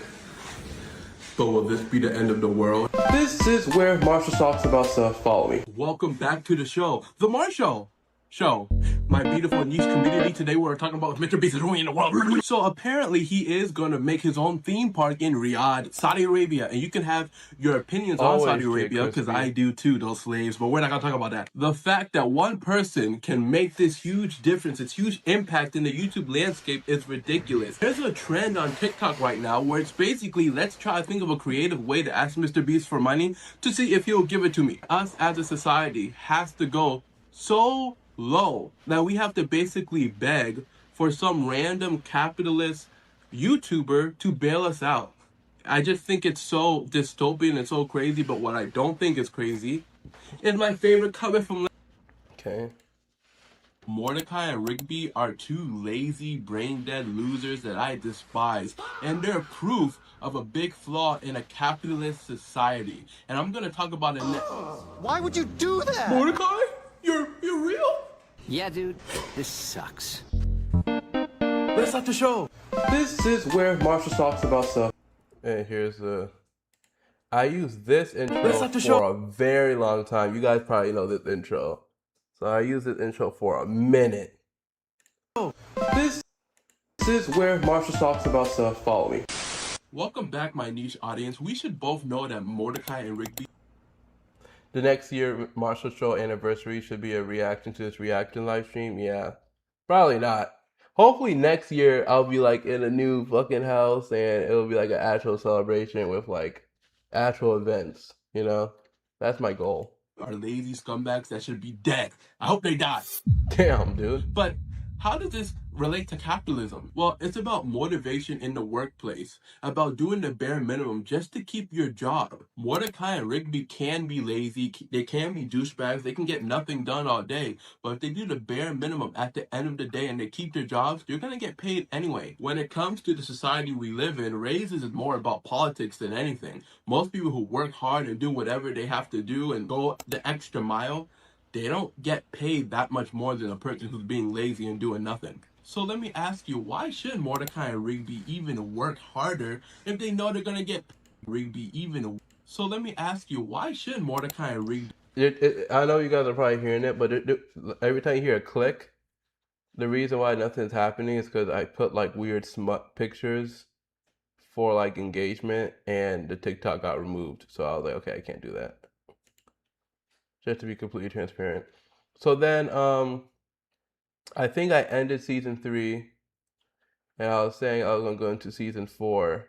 This was the trailer for season 4. Marshall, what are you doing? We have to start the show. I'm cooked. My account's gone. So I got banned. I forgot when I got banned. Please let me know if I'm too woke, but 7. what's extremely ironic... Hello, it's Marshall. I got banned here. So I got banned for 2 weeks. Second time I got banned. So this was a trailer to the Marshall Show. Marshall, what are you doing? We have to start the show. I'm cooked. My account's gone.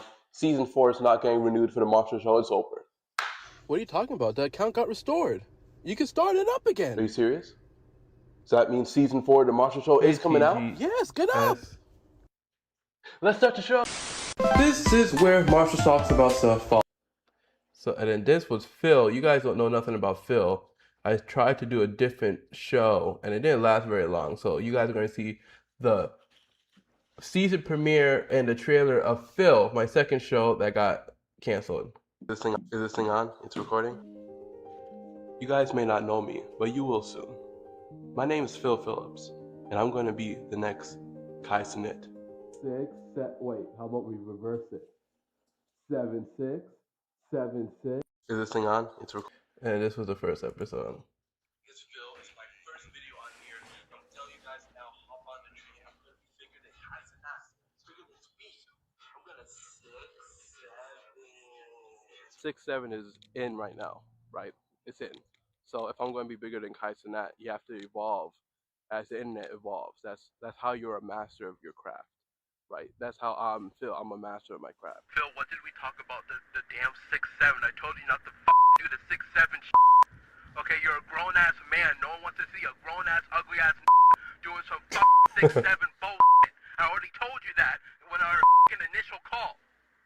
Okay? We're not doing the 6'7". So that was that, and then I think I had one. Oh, this one. Okay, you guys ready for this? I'm a femboy now.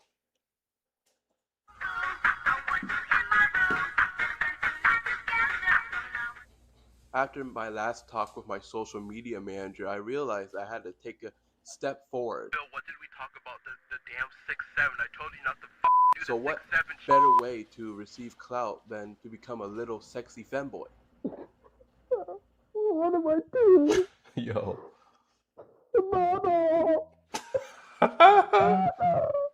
Oh my god, I miss doing this show, man. I just know, I think people were very confused, so I didn't feel like I should continue it. But I did enjoy making those episodes because I thought it was funny. I thought it was funny. Shit, you're not gonna tell me it's not funny. So I started doing videos in my car and stuff, and these videos didn't really do good. They were uninspired. And then I went into, I believe this is the beginning of season 4. This TikToker just... No, season 6. So throughout this time right here, I really didn't post or anything. It was a lot of bad stuff. So we skipped a few seasons, and now we are here at season 6. This was the beginning of it. And this is probably where most of you guys started watching. $2.5 million in one day. Oh, where's the first episode?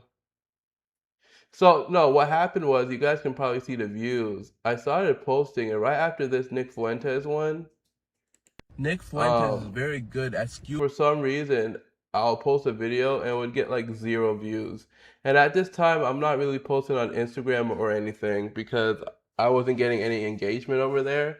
So I was really just relying on TikTok. So throughout this whole time, every time I'd post, it would get like a few hundred views, like 100 views or whatever. So I was like, okay, I'm shadow banned, whatever.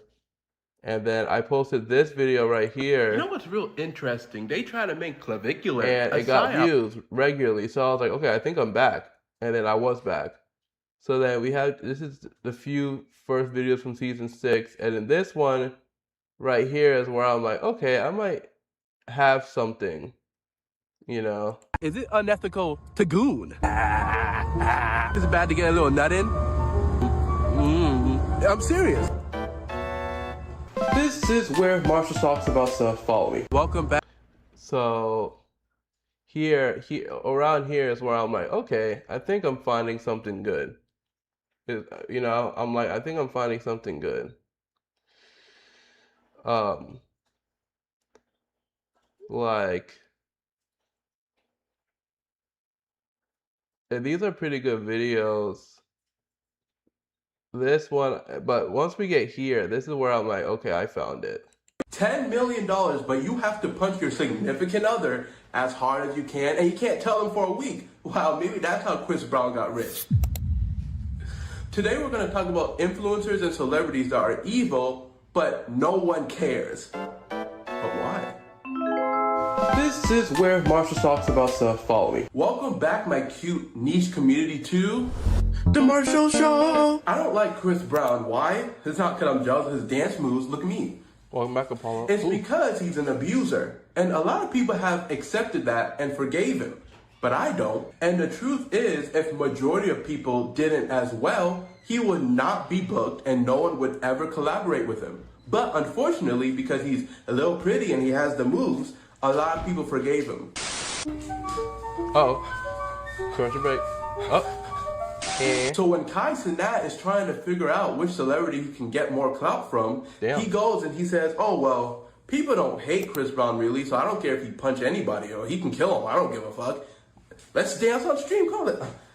Okay, hold on. Maybe not him, right? What if I told you there's an influencer that was caught sexting a minor more than once, and their excuse was, oh, I didn't know, I was desperate. He's just doing Thank you, collaborations. He's with Amazon. He's next to Mr. Beast. No one cares. No one at all. But I know who does care. My favorite comment from last episode. Roll the outro. So yeah, these videos I started really enjoying. We could go to this one too. If I had a nickel for every single transphobe that ends up with a trans person, well, I'd probably have $1. But why is that? This is where Marshall talks about stuff. Follow me. Welcome back, my niche community, to The Marshall Show. Here's that $1, by the way. I know you need it. When it comes to the negative stigma surrounding trans people, it doesn't only affect a trans person's ability to understand their identity. Because when society is telling you that trans people are gross and they're predatory and all these bad things, regardless of if you want to be with a trans person or if you have infatuation towards a trans person, you're not going to want to do it because you don't want to get shamed. So what happens is these people who actually become transphobic because they're repressing their love and they're wanting to be with them actually have to do it in secret, and then they get caught. And it gets even worse because the people they surround themselves with may be legit transphobes, and then they ridicule the person, shame the person, embarrass them, and then they actually commit violent acts towards the trans person they were with. When all of this could just be avoided if there wasn't a negative stigma around trans people in the first place. And exactly. So we have that. We had the Meat Canyon video. We could do this Vivette. Vivid or whatever. This is why I'll never get to Streamer University, by the way. Hiatus of streaming has revealed his new... I looked rough as hell back then, didn't I? Damn. My face was messed up. I had this big sty right here. Oh my goodness. Marshall. Like, you do not look good. Damn. Anyway, fuck. Fashion brand, Vivid. But why do people hate him now? I look sick.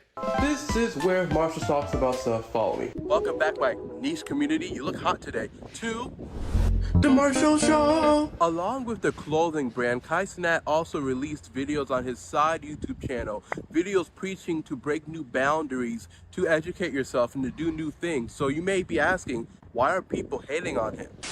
I almost made a league because of my height. The fuck is this? Oh, shit. Intentions. They're wondering, is Kai Cenat doing this because he really believes in it? Or is he doing this just to get a quick buck? In his YouTube videos, is he talking from the heart? Or is this all manufactured by his marketing team? After his first launch, is he going to continue trying to break barriers and influence the youth? Or is he... Did he even launch anything? Where is the Vivid? You know what I mean? Like, going to completely damn. abandon it and just go back to streaming? I guess we'll He have did to go see. right But back you know to what? I streaming. don't have to see, but I want to. My favorite comment from last episode. Roll the outro. You reached the end. Pretty good. I did like, what is this? Hey guys, if you take these pills, it'll make you 2 feet taller. And you know what? Fuck it. It'll make your meat even bigger.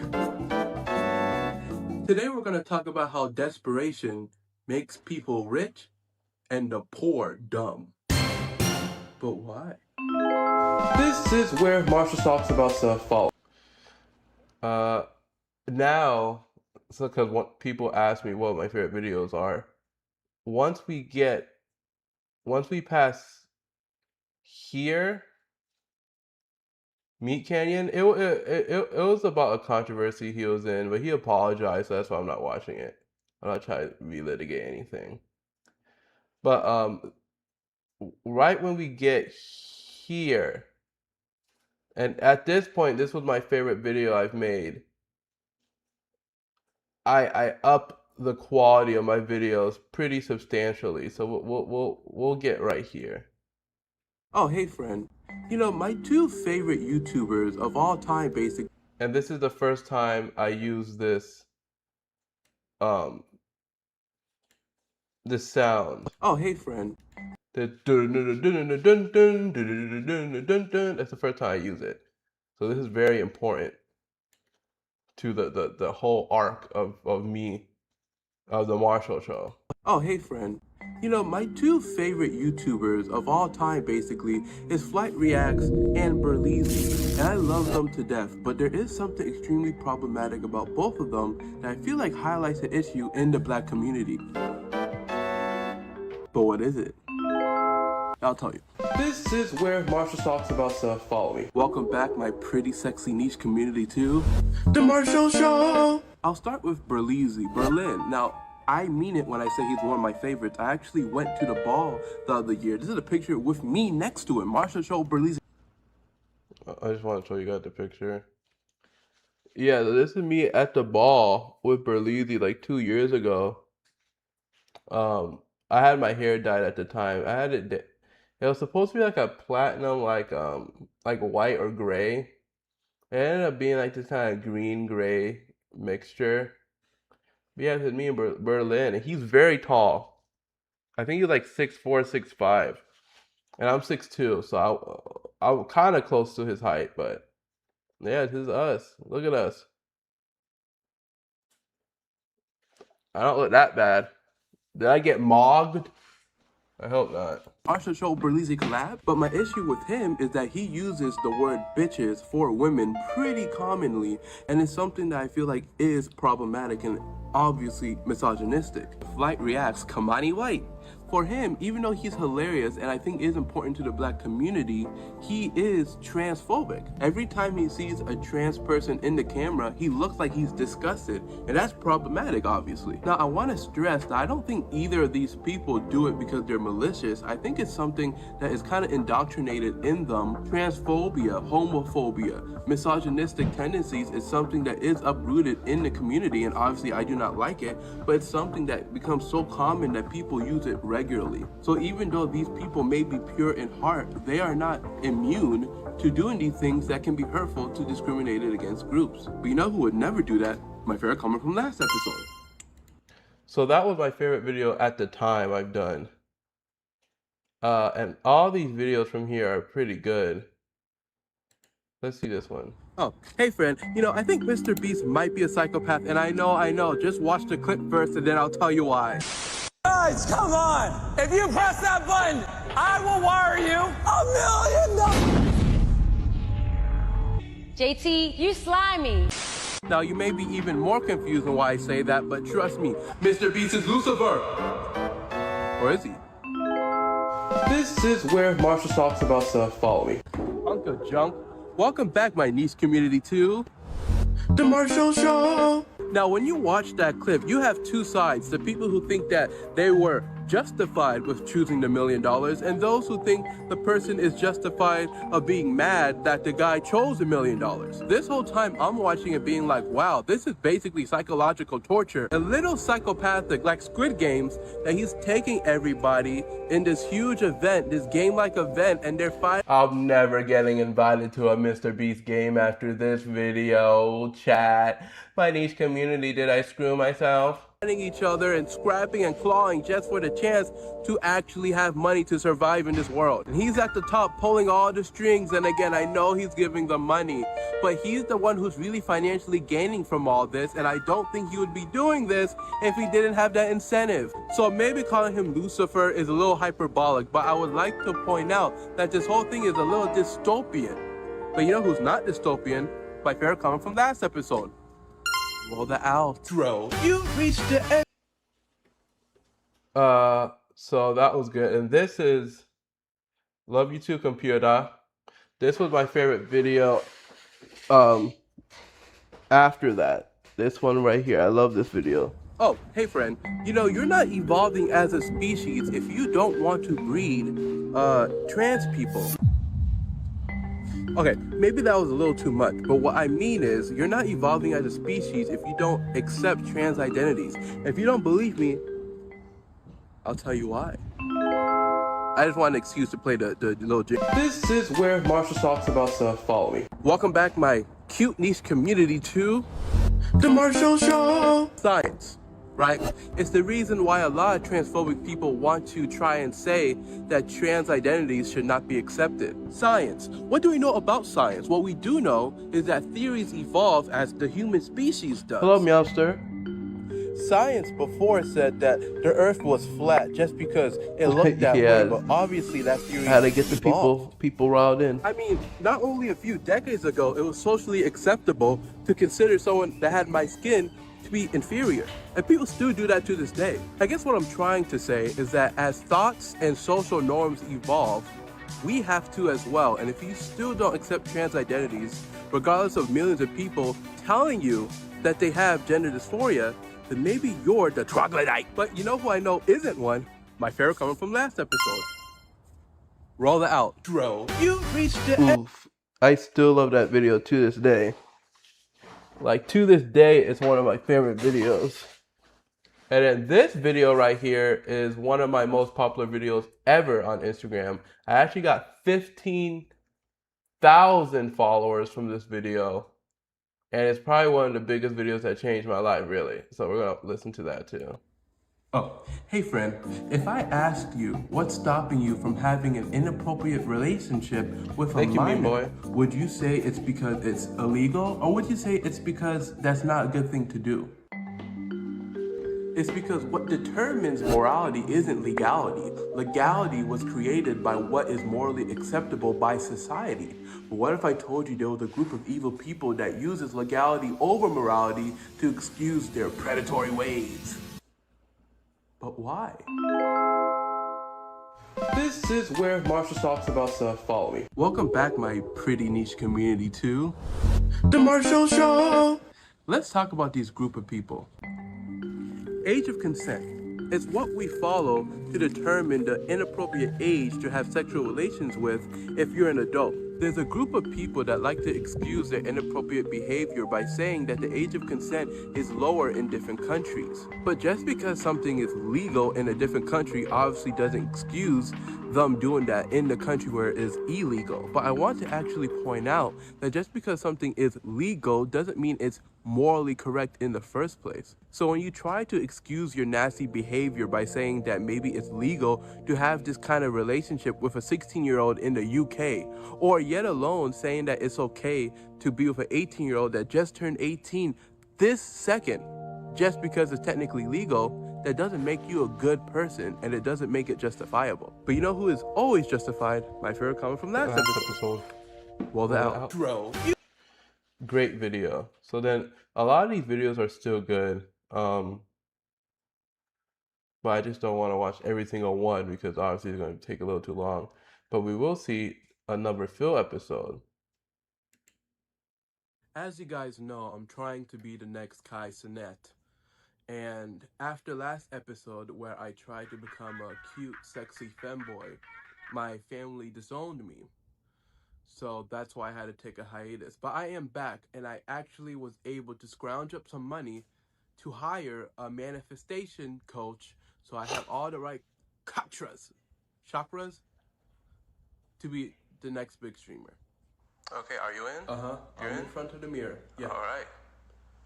All right, so what I want you to do is beat your chest. Come on, let's get hyped. All right? Beast. Yeah, you're the monster.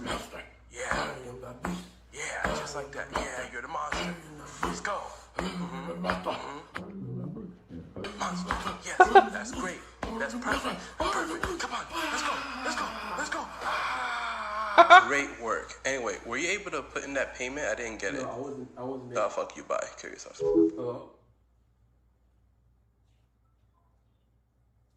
Hello? As you guys... Oh my gosh. I miss making those videos so much. This one was pretty funny too.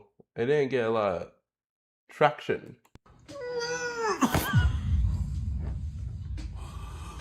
Feel me? No, I don't really feel you. In fact, 'tis my law and Jake Bullet are two representations of what I think is negative and unfortunate about the Black community when it comes to content creation. Or are they? This This is where Marshall talks about stuff. Follow me. Welcome back, my niche community. You look so hot today. To the Marshall Show. I want to set some prefaces first. Me and Smokey both agree that we have nothing personally against J. Boo and Ortiz Mala, but I do believe they perpetuate a stereotype that is harmful about black creators. I mean, let me ask you, if I had to tell you who are the biggest black creators on the platform right now, who would you say? You'd probably say what, Kai Cenat, maybe Speed, maybe the Clover Boys, you know? But what do they all have in common? They were all, at least at one point, had a personality that was so hyperbolically boisterous that they start looking like a caricature of what racist people view a black person to act. Now, does that mean that they intentionally want to do this? No. But what I'm trying to say is that most black creators who go super viral. Okay, so we have that one. I think it didn't get a lot of views because I fake drunk that bottle. So then I think this is season 8 or 7. Season 7. I love this video as well. I really do. I love this video, so we're gonna play it. Season 7, season premiere. One of my favorite videos I've done. Let's play it. Oh hey friend. You know, it's Black History Month, so there's... That's the beginning of me using this sound. You know, it's Black History Month, so there's no better way to celebrate than showing you guys my favorite black streamers of all time, Rakai and Drewski. Roll the clip. Okay, hey, y'all free to go. Y'all free to go. Y'all free to go. Hey. You see the pure disgust in Rakai's face after seeing that group of gay people. What people are coining it, fake gay meets real gay. So the question is, why do people who act gay for engagement and clicks actually hate gay people? Why do people feel so comfortable using gay culture to make them money, but feel uncomfortable when they're met? I should shake something on cam to celebrate. Benjamin, I'll think about it. With those said gay people, well, I think those questions can only be answered by yours truly. The Marshall Show! Welcome back, my niche community. When it comes to Rakai, it's not that he likes gay people in secret or he's closeted and nothing like that. It's the fact that when it comes to discriminated against groups, the oppressors, the people who actually make fun of these people, always like to mock them, even for beneficial reasons. Aiden Ross used to do this a lot, where he would act gay. That's his whole shtick, right? But at the same time, you can tell that he doesn't really mess with gay people. And it isn't only solely the gay community that deals with this. Ironically, even though Rakai did the same thing, people do it towards black people all the time. There's so many racist people that love the chance to use black culture, AAVE, even the N-word. But when it comes to actually uniting with black people or even being next to them, they feel uncomfortable because in reality, they don't like black people. They want to steal black culture for their own entertainment and engagement. So that's why it frustrates me that some black creators, especially on Black History Month, wants to use the whole, oh, I'm gay shtick. But when they're actually near gay people, the same gay people that they steal their personality off of for engagement and monetization, they feel extremely uncomfortable and almost disgusted. This whole thing just gets me so mad. I just. Drewski and Rakai got scared at those gay guys. I don't know what to do. I see people are talking about the Mr. Beast thing. Yeah, so Mr. Beast, like, I think people have a misconception that, like, obviously when you think face value, Mr. Beast isn't technically forcing these people into these competitions. These people are signing up to do it, all this stuff. And when I talk about Mr. Beast, I'm not trying to make him seem like the Antichrist, but like the concept of taking people and making them compete with each other for money in these weird, like, kind of psychotic, torturous games. Like, I know they sign up for it, but like doing a thing where they have to like have the opportunity to steal money from their teammates, and they're doing all these challenges, and they're doing these challenges for like months on end. And I know they agree with it. Again, I have to be very, very, very, very clear. Just the idea of that and the fact that this is all for basically his monetary gain. I know he donates and everything, but at the end of the day, this is for his brand, and he's the one who's really profiting off of it more than anyone else. It's just you have to question the morality about it. Obviously, face value, he helps people, he gives people money, etc., etc. But that's my criticism about Mr. Beast, you know.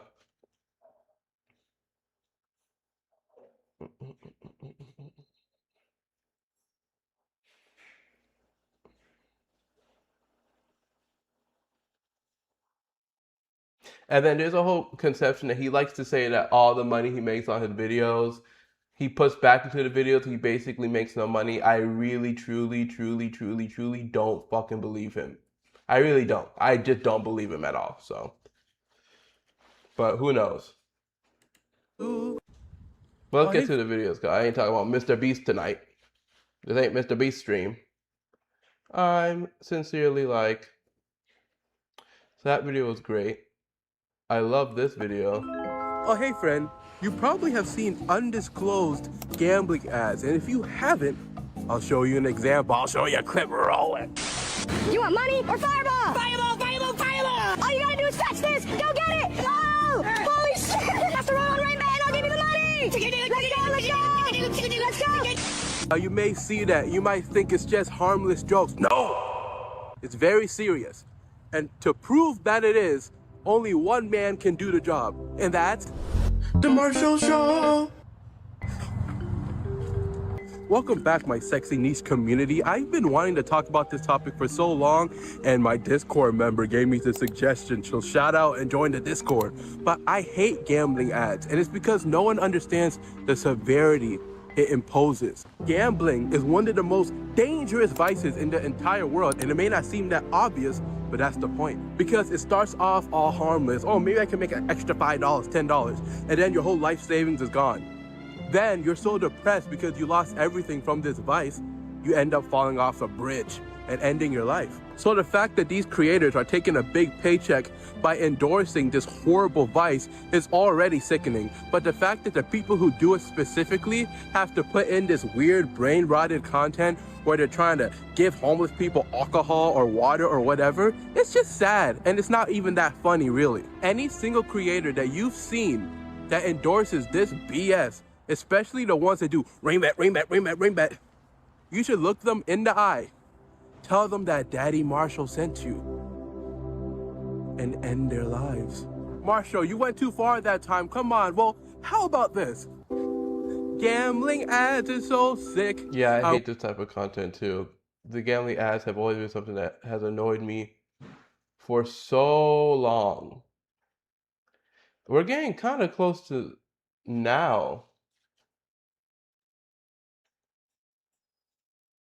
Oh, I appreciate that, Alberto. So we can go to this one because it's kind of the same thing. Oh, hey, friend. You know, certain content creators have been doing something that I feel like is so despicable, so evil, so rotten, and it's something that you guys as the fans watching hasn't even realized. And it's something I'm going to tell you right now. It rhymes with lousy. It's... I have to be honest, I really do miss making videos like this. I miss making videos like this. I feel like, again, it had a level of charm, and I feel like it's hard for me to get that charm from inside my house, but I'll get there eventually. So looking back at this, I definitely, honestly, I'm liking these videos a little bit more than the ones I've been putting out recently.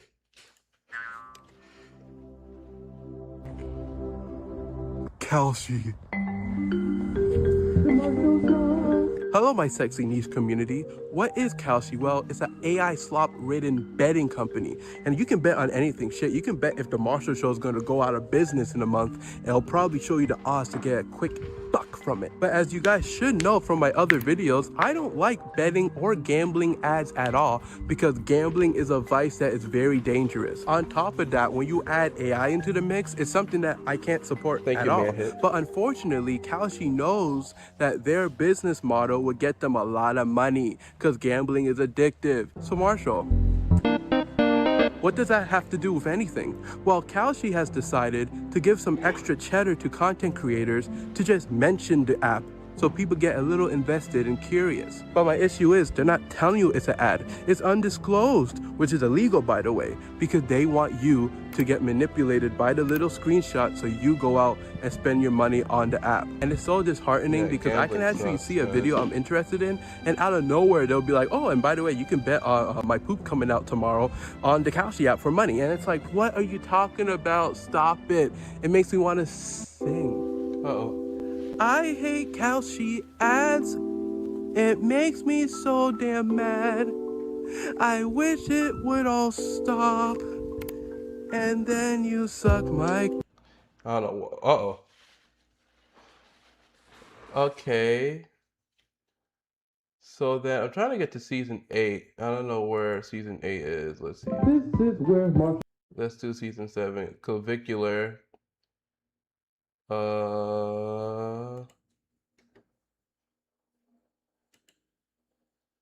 This is where Marshall talks about Transphobia. Oh, hey, you know, 2 of the GOATs when it comes to basketball just got their GOAT card revoked. LeBron James. Hey, Marshall, I don't know if you made a video or not, but have you shared your thoughts on the Drew Afuelo podcast clip about trans women? I have. I actually, if you go look on my YouTube, my whole we watched the clip live last stream yesterday. So I have a whole live going through it and dissecting it, and I made some videos about it too. So I have talked about it. And Michael Jordan. I'll show you a clip of both of them that happened over this All-Star weekend. Roll it. For all the Israeli fans, what message would you like to send for Israel? Hopefully someday I can make it over there. Like I said, I've never been over there, but I've heard nothing but great things. And Yikes. I appreciate the question. That's what you said. And you know what? What was that? This was nuts. Ooh. But you know, That's what you said. And you know what? What was that? Ooh. But you know, I think this says a lot more. Yeah, there's a lot of seasons. At a point, I stopped even assigning them, but you can still kind of see the differences. More about billionaires than it does about basketball players. But let me explain. You know, my sexy niche community, when it comes to LeBron, it's not that he said that because he's super political or that he loves Israel so much. It's because he's trying to protect his image, his PR, the corporations that pay him. But ironically, by him trying to protect his image, he ruined it because he supported a genocidal territory. When it comes to Jordan, that's just cash. He feels like he has so much power that he can get away with touching a random kid's butt because he supported a genocidal territory. When it comes to Jordan, like guys, I think I might have the best jumper in this sector of content creation. All right. Like, look at that flick. That's absolutely simple. He feels like he has so much power that he can get away with touching a random kid's butt in front of everybody. First take on the free throw? Yeah, definitely first take on the free throw, not on the 3. Because you'll see I take a 3 Marshall, too. It was not the first take on that. Trying to say that power makes you say and do some strange things. But don't worry, if you need a new basketball GOAT, look no further. Watch this. Yep, that's money. Right into the song with the sunset in the back. LeBron and Jordan's a fraud.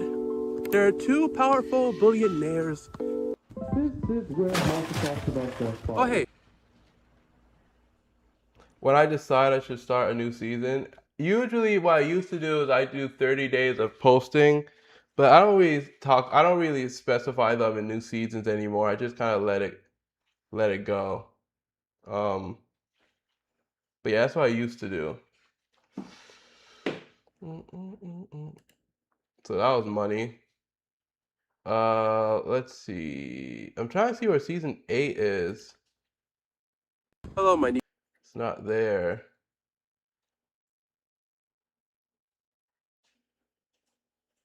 Oh, I remember. Season 8's right here. And I changed it pretty quickly. Okay, you guys can tell that. Welcome back, friend. Can I show you 2 videos real quick? This vibe was from a little one creator weird. that I want to talk about in this video. I'll show you the clips right now. It was supposed to be the vibe of like an old like TV show from like the 1990s that are like for kids, and it's on like an old school TV. It was supposed to be something like that, but I don't think it really came out that way until I changed it.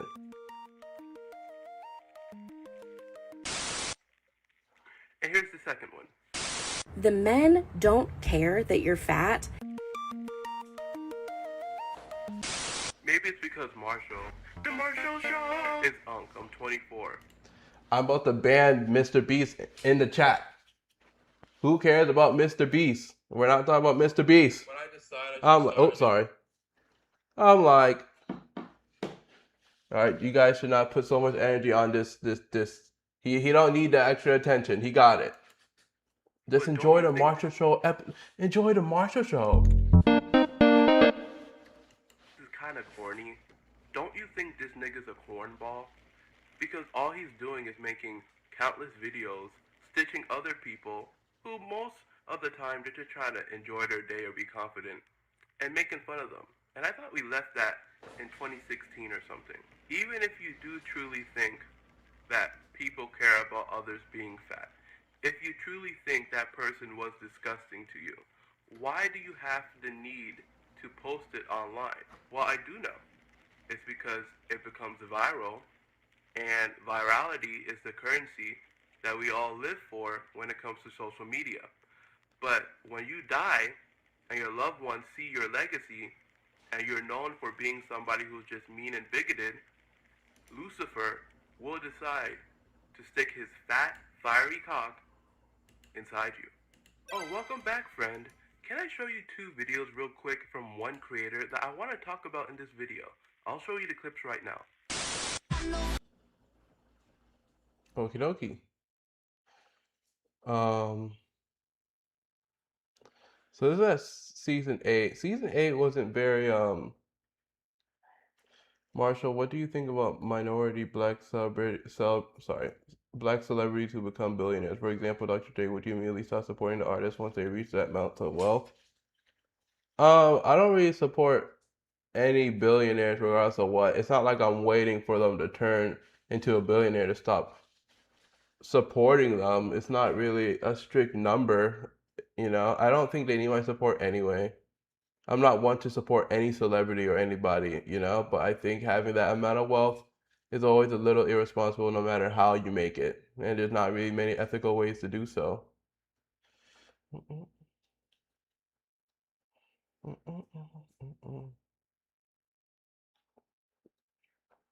I don't know. I think it can be argued that being a billionaire and having that amount of wealth and hoarding it, I think people would argue that that could make you a bad person. But that's to each their own, you know. I'm not trying to get too woke today. Is season 8 This still? is not it. Okay, so yeah, this is when I started making videos outside at my house. So this one I think looks it's good. time for us to talk about this. Why are we glorifying the normalization of... This one made no sense. Oh, you got another clavicular. Yeah, I made a lot of videos about clavicular, man. But we'll watch this one too. This should not be normalized. Let me give you a little tip.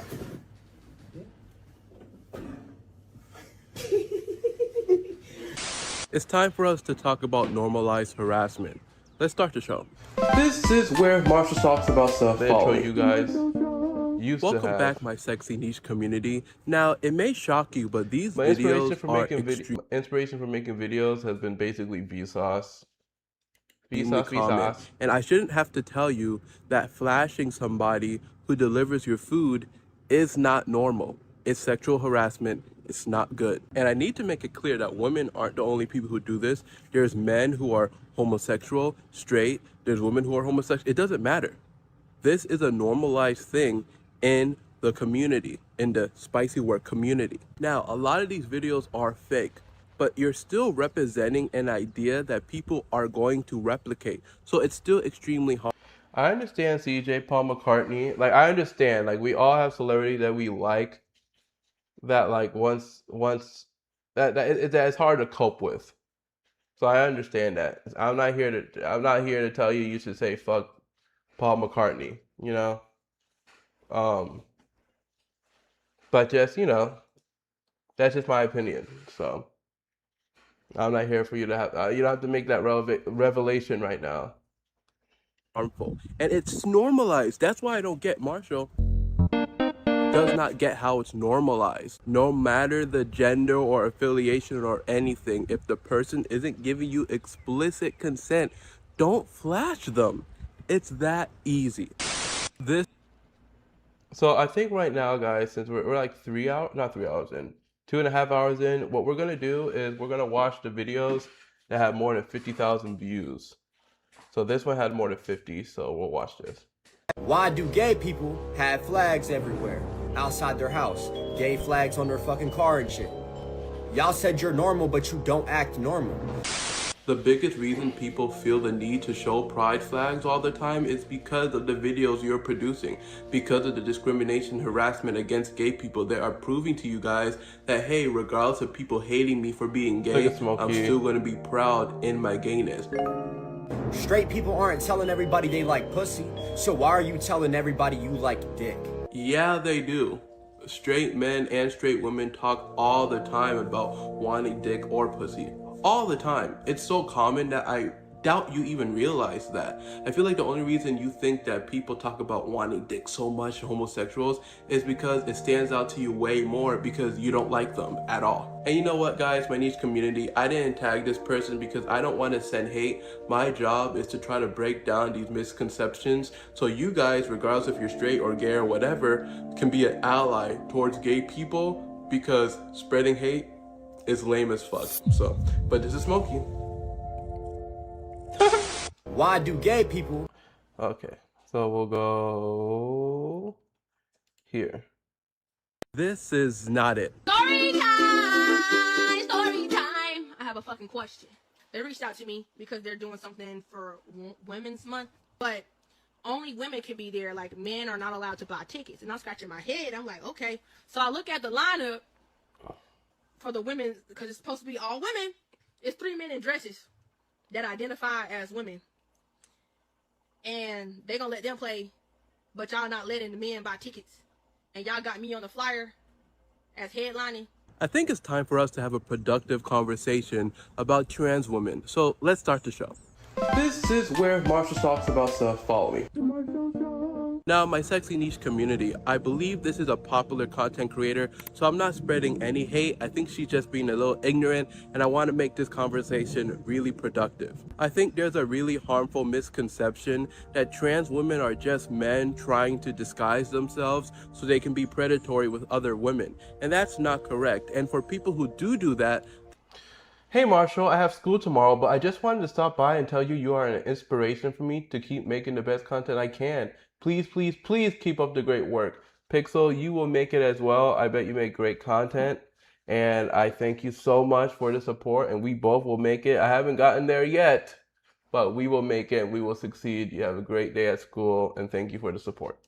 They're not trans women at all. And to assume that trans women are just men in disguise invalidates their gender so much that it causes way more harm than you think it probably does. So yes, if there's a concert that is for women and there's trans women who are performing, that counts as women. It's pretty obvious. And if you don't think that, then unfortunately you are transphobic regardless if it's your ignorance or not. Oh, sorry. Also, if your reaction to people calling you out is this, If you have a problem with what I say and what I post, you can kiss my black ass, because clearly you must be new here. That last one was when I first discovered you, I think on YouTube Shorts. Oh, that's awesome. And you have a good night, Pixel. Shut your bitch ass up. I clearly don't give a fuck. Then it's even worse because you're not just ignorant, you're willfully ignorant because people are trying to educate you and you're just ignoring it. Now, my niche community, Marshall, damn, this vid is long. I want to ask you one question. If your women-oriented event has exclusivity against trans women, is it really for women in the first place? All right, 50K, 50K, we got it right here. Oh, hey, have you seen those clips of... Actually, I'm not going to show that because it's a little vulgar. I don't want YouTube to get me. So we're trying to look for 50K, 50K. This video, I told you guys about this in the other stream. This video got me into some beef. It's funny to me when an actor gets like gay for a movie, or they throw away their morals for a movie role, and then no one watches the movie because it's like, okay, now we know your character. Like you did all of that for nothing. Like you were bathing in blood, you were wearing makeup, you know, you're wearing wigs, and now we just know you'll do anything for money. You guys can look First right here. off, why are we even bunching up being gay or putting makeup on? Hold on, you guys can see. This is what he posted on his story. AI slop now this. I haven't slept, but I just want to say congratulations on the whole trip around the sun. Thank you, Elliot. Like, look at this. Stop letting untalented people benefit from my face. AI slop, now this. What AI slop have I ever posted? You know what I mean? I don't know why the dude was upset. I know I made a video about him, but damn, it was not that serious. AI slop? To being bathed in blood and doing something that goes against your character. There's nothing wrong with being gay for a role. Who cares? Like, I'm done with this whole thing. Like, it's such an immoral thing to do that. Second off, they're actors. Isn't that the point of acting, that you do things that doesn't match your actual personality because it's the craft? I don't even get this take at all. Huh, now we see what your character is. You mean the character in the movie that I'm acting in? I don't know. What are you talking about, Marshall? Doesn't understand. It's funny to me So when yeah, an that actor got me in gets, like, trouble. gay. But we're persevering. And Sora AI when it came out. OpenAI has just shut down. Not when it came out, when it got shut down. Finally. Sora for good. Man, I'm happy Sora's dead. But what does that mean about our society? This is where Marshall talks about stuff. Follow me. I don't know. I think in his videos he was saying that I posted AI. I think he saw a video of me reacting to AI slop or something, and I don't know. Didn't watch the whole thing. Welcome back, my sexy niche community. If you don't know what Sora is, it's that app that people use to make those stupid ass AI slop videos. But you know what? Let me explain why. Apparently the reason why is because AI video generation is really, really expensive, and they're having an IPO coming up. Thank you, Benjamin. About a week ago. That is not a long time ago. So I appreciate it so much for the super chat. I appreciate the support, because you never need to do that. I love you guys so much for the support. You guys have changed my life. So they want to make sure they're as profitable as possible. But you know what? I have something to say about all of this. Marshall won't lie to you and say that video generation using AI won't be a thing, or that it won't come from somewhere else, or it won't be popular still. No. But what I am saying, that anytime any AI company goes to the ground, I'm happy. Marshall, remember, no matter how cringe you started out as, at least you didn't use AI. Because forget the environmental effects, right? AI is the reason why creativity is dying. People do not have the incentive to actually go out and create good things in this world. If you can just AI generate it and make hundreds of thousands of dollars from it, who the fuck cares about creativity, about art, about the craft? But at least for right now, I'll take my little tiny win and say rest in piss, Sora AI. And if you hate AI, you should follow me. Can you follow me? I was desperate for that follow. Did you know that the richer you get, the less likely... This haircut was awful, by the way. ...you are to see those blue-haired freaks? What's wrong with blue hair? That's what this video says. Roll the clip.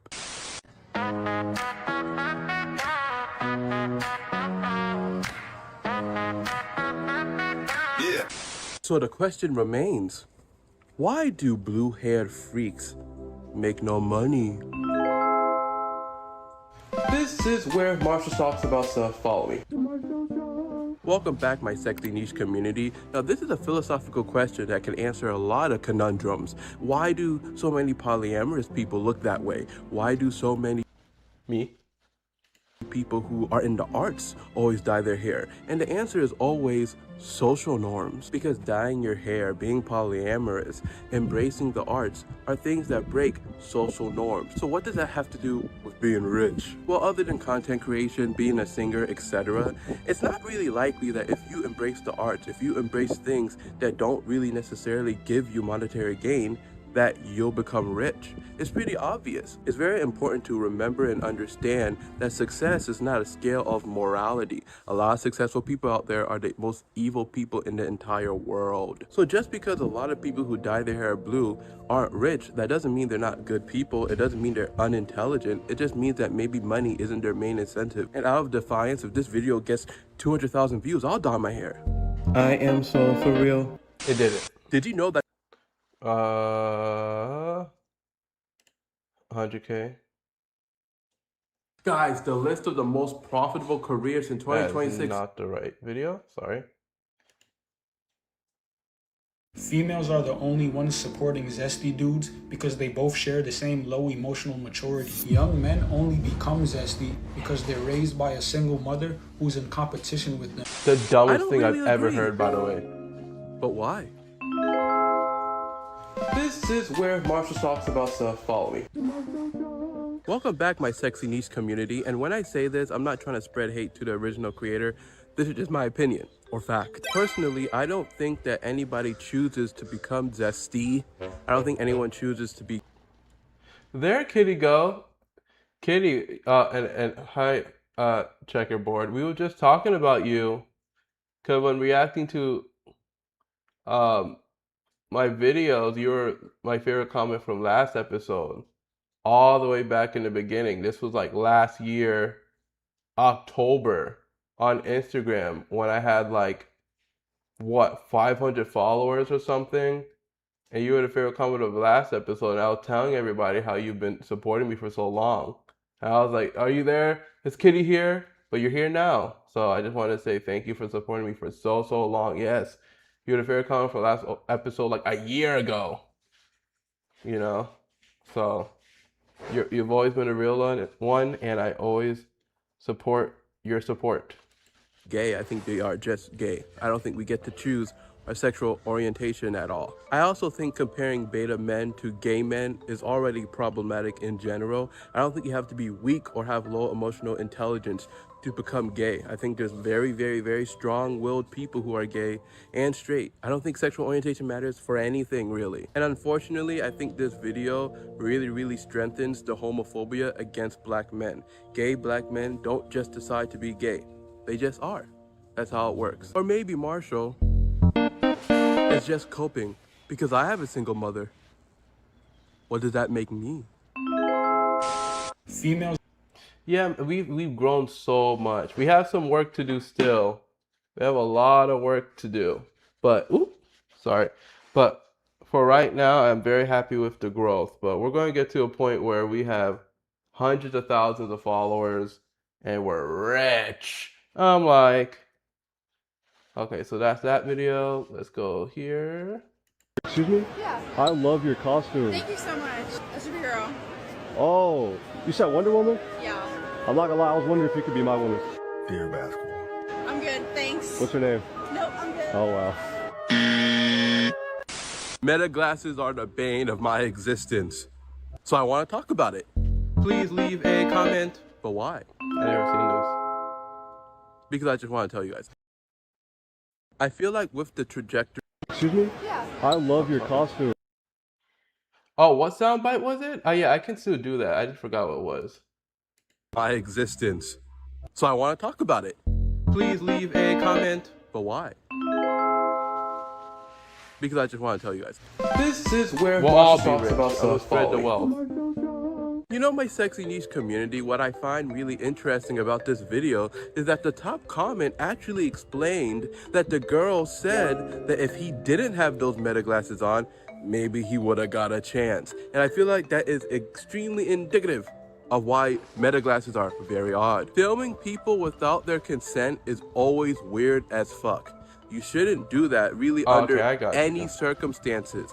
And the fact that people are doing that, trying to pick up women, and the women who are actually interested go and fawn over them, and then they get blasted online and made to look like a fool, is weird, it's gross, and it should not be a thing. Imagine a woman out there was doing a series called Catching Chuds, and then your face was blasted on their profile for millions of people to see. I That did wouldn't not, feel so Demon Boy. good, I'm would it? sorry. We've been really busy. Very busy, but I did not forget about that. I promise. I promise I did not forget.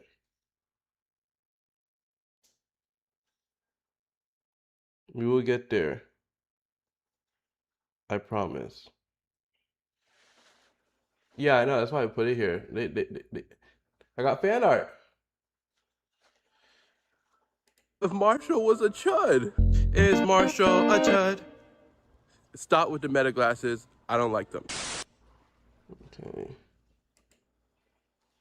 I think that shit is mad lame to bait homeless people into stealing bikes for What up, content, Don? and then as they're riding away, having spikes pop into their ass so that they fall and crash. Y'all realize that our country doesn't offer free public transportation, right?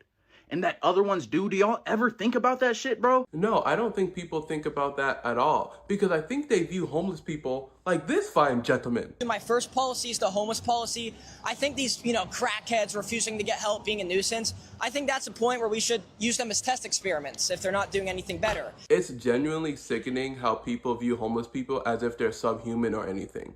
Acting like you're not closer to homelessness than being as wealthy as your favorite celebrity. You're very, very, very, very close to being on the fucking streets.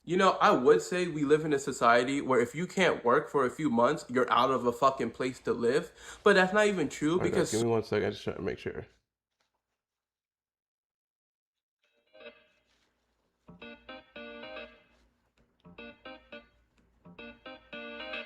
Okay, sorry.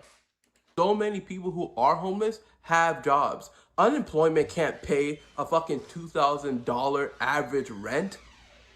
It's hard. You guys are privileged because maybe you have roommates. Maybe you have family. 20.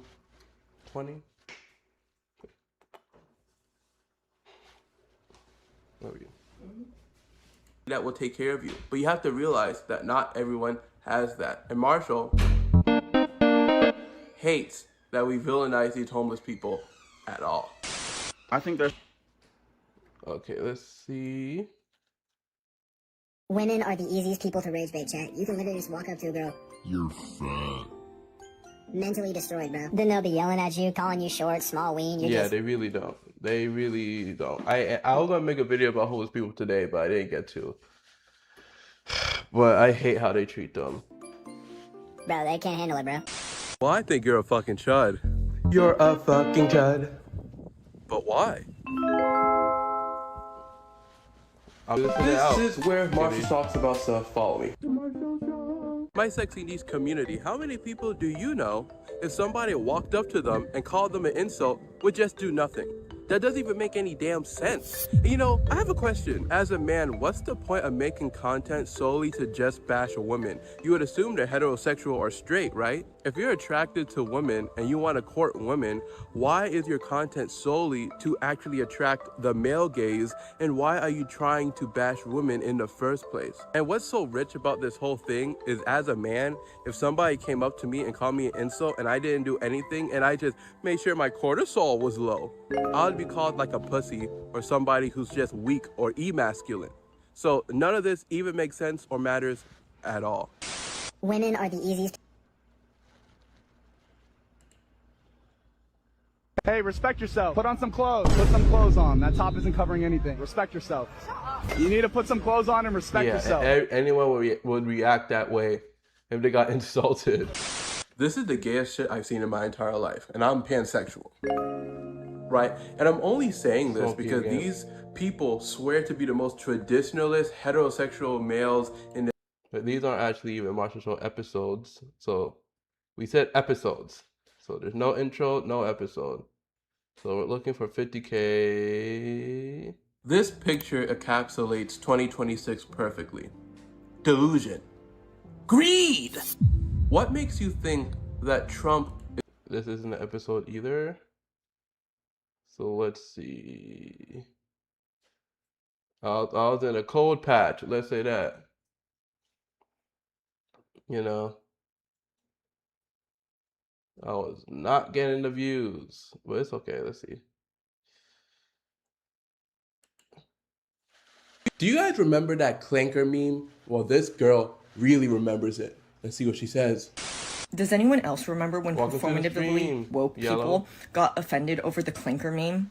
Like, I swear, I saw one being like, it's kind of weird that, like, some white people are joking about using a slur with a hard R. I feel the same exact way. I don't know why people kept making a big deal about the clanker meme. Or do I?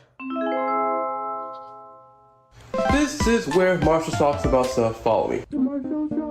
You know, my sexy niche community, it is so funny to me that this person wants to label these people as performative when it was mostly just black people. And maybe I'm just a woke little liberal. But I don't think it's funny to replace a slur with something else in any scenario. And we weren't even complaining about the clanker meme until people literally started making Rosa Parks skits talking about it. And the only reason it doesn't seem that serious is because it was normalized. And when things are normalized, it completely removes the impact. But for that group of people, it directly affects the impact. This right here, like, never go away. And you know who I know felt very impacted? My favorite comment from last episode. Bye. Goodbye. Dang, the middle finger? Come on, Marshall. Marshall, that's not nice. Okay, let's see. Let's see here. And then I go back into, I believe, the most viewed TikTok I've ever posted, and this wasn't that long ago, the Joe Bartolozzi controversy. Oh, hey, you know, Joe Bartolozzi is getting in some controversy because he's not racist? Roll the clip.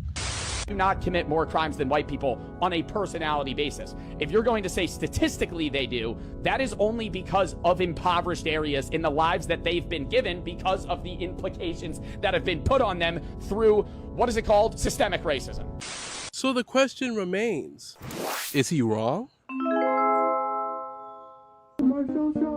Why do black people commit more crime than any other race? It's a question in my niche community that people have been asking and answering for decades, and Joe Bartolozzi made the cruel mistake by trying to answer the question as well. But you know what's crazy? He's correct. Because it's pretty ignorant to assume that just because somebody's a certain race, they're predisposed to commit crime. It makes no sense. It's pseudoscience. So what's the biggest argument against it? Well, people think using the excuse of systemic racism removes the responsibility of the individual that commits the crime, but that's not the case at all. In fact, we're trying to actually understand what goes into the mindset of these people. Because deducing the reason for somebody to commit a crime to race is ignoring all the factors that led them to make that decision in the first place. So is systemic racism the sole reason why a black person commits crime? No, but it does give context to the statistical discrepancies and removes the racial bias attached to it. Anyway, if you want to support the Marshall show, sign up for my Patreon for extra videos that I will start posting tomorrow. Goodbye. Oh, hey, you know, Joe Bartolozzi is getting in. Great video. And I loved this video too. Why won't anybody talk about... It's very hard to take the boys seriously after someone points out that they never talk about Israel, they never make jokes about Israel, they never... Free Palestine! Brother Pete, peace and love, that spot.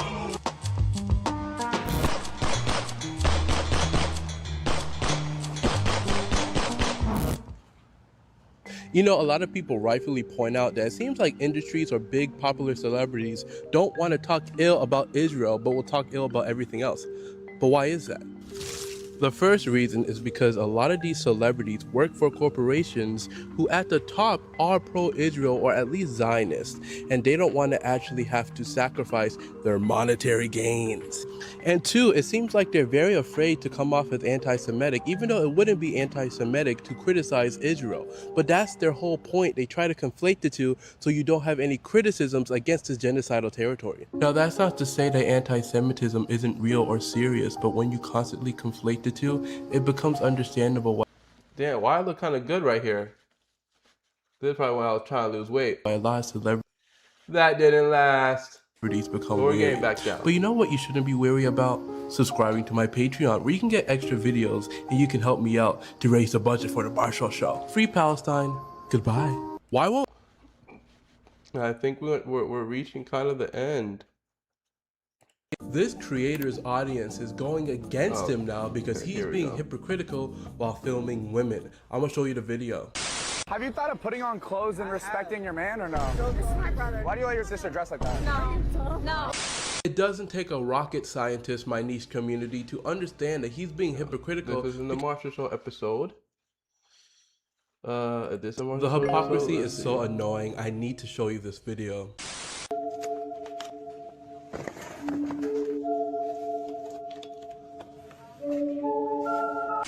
My sexy niche community, somebody quote tweeted this video and said it also wasn't not a Marshall episode. I stopped doing the intro for a good amount. Let's see. I think this is when I was trying to make like 10 This videos man a has day. a take about the same-sex behavior. We're just gonna make sure. Between two female same-sex partners. No, my sexy niche. Basically, you know, my sexy niche community. I could. Okay, sorry. We're gonna get to the episodes. This is when I was taking a break. I remember that wasn't an episode either. But you know what's interesting?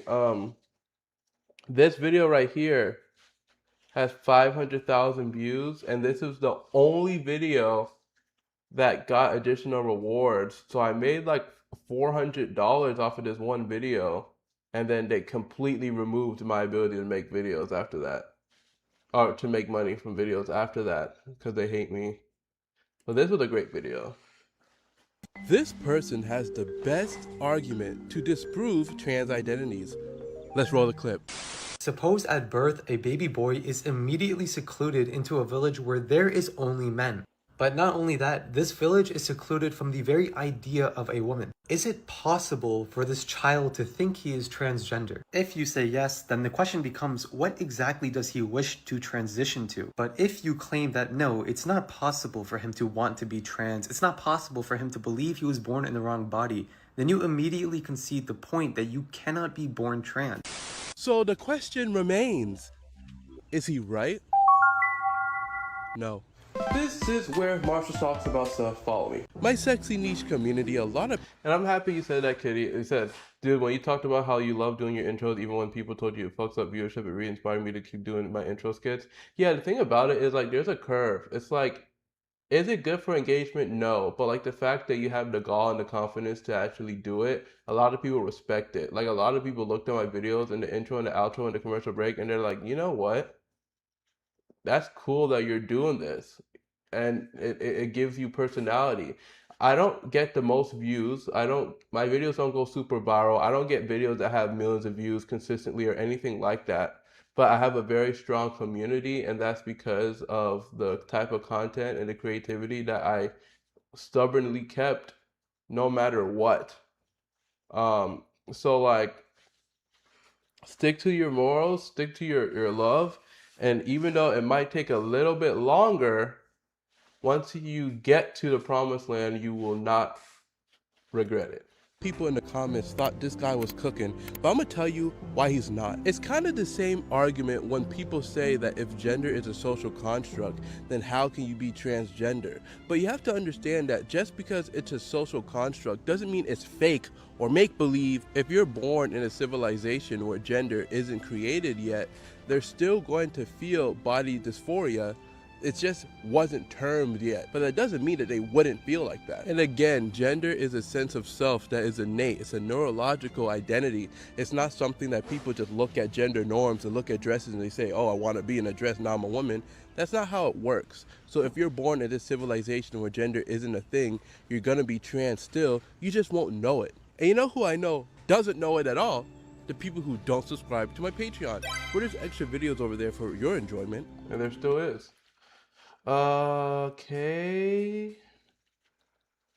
So now we're getting to like pretty recent. Popular looks maxer Andrew Janik is in a lot of controversy because he fed into the delusions of trans people. Roll the clip. Yeah, sure.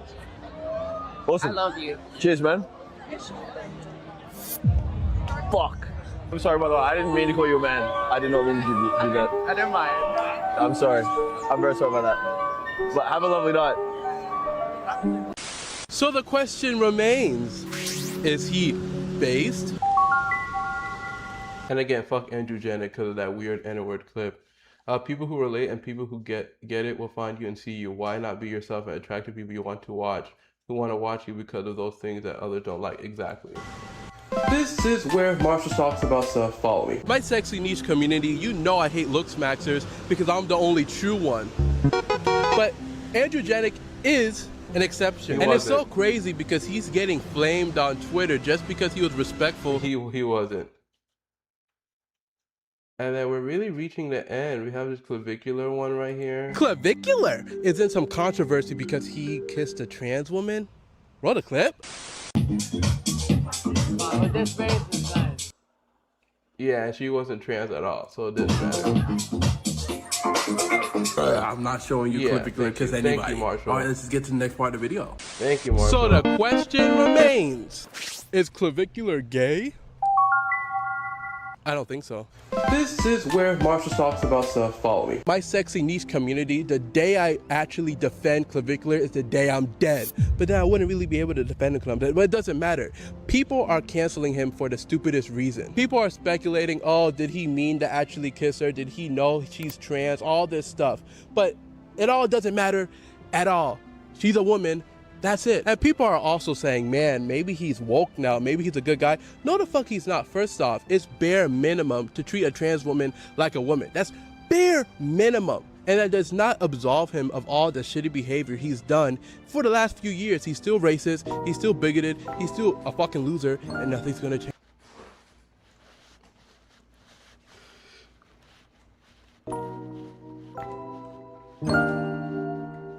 That ever. But hopefully my niche community, we will get to a point where even bigots actually treat trans women like who they are, women. And that's facts.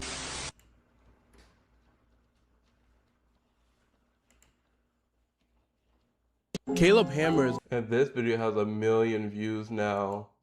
And people hating me for this one. Going viral because of this clip on his financial audit. Roll it. They went on 2 cruises this year, and I know you avoid Carnival. Oh, of course. Yeah. You don't need to be around those blackies. Them. What the? I shouldn't laugh at that. That is crazy. Why would you say that? That might have been the realest thing you've ever said. You said blackies? I did. That's how you referred to us, blackies? Yeah. You said blackies? You said blackies? Us? Yeah. You should see what she says at home, like, in private. What is she? Dude's just sitting here taking it as Caleb Hammer's stooge for moments just like this. Just so you got a black guy being like, blackies? Like, stay at home. I can't say that on camera. So the question remains, is Caleb Hammer a chud? This is where Marshall talks about stuff. Follow me. My sexy niche community, we can all say that these guests that Caleb Hammer has are crazy and racist, but to me, I feel like Caleb Hammer himself is also bigoted. Because Caleb Hammer knows these people are racist, that's why he's using them for this actual episode. It gets the clicks, it gets the publicity, and platforming racist makes you a little weird as well. Damn. Because again, this is financial audit, not race wars. So the fact that he's using that for engagement shows that he doesn't really care about the issues that much in the first place. And I'm not even going to mention that little token black dude he has on staff to come out every time the guests he knows are racist make racist remarks. I don't like the show. Don't cancel me. I'm already broke. Caleb Hammer. Anyway, This clip of a street interviewer asking somebody what's the shiniest part of a black person is going super viral. I'll show you the clip. What is the shiniest part of a black person? Their handcuffs.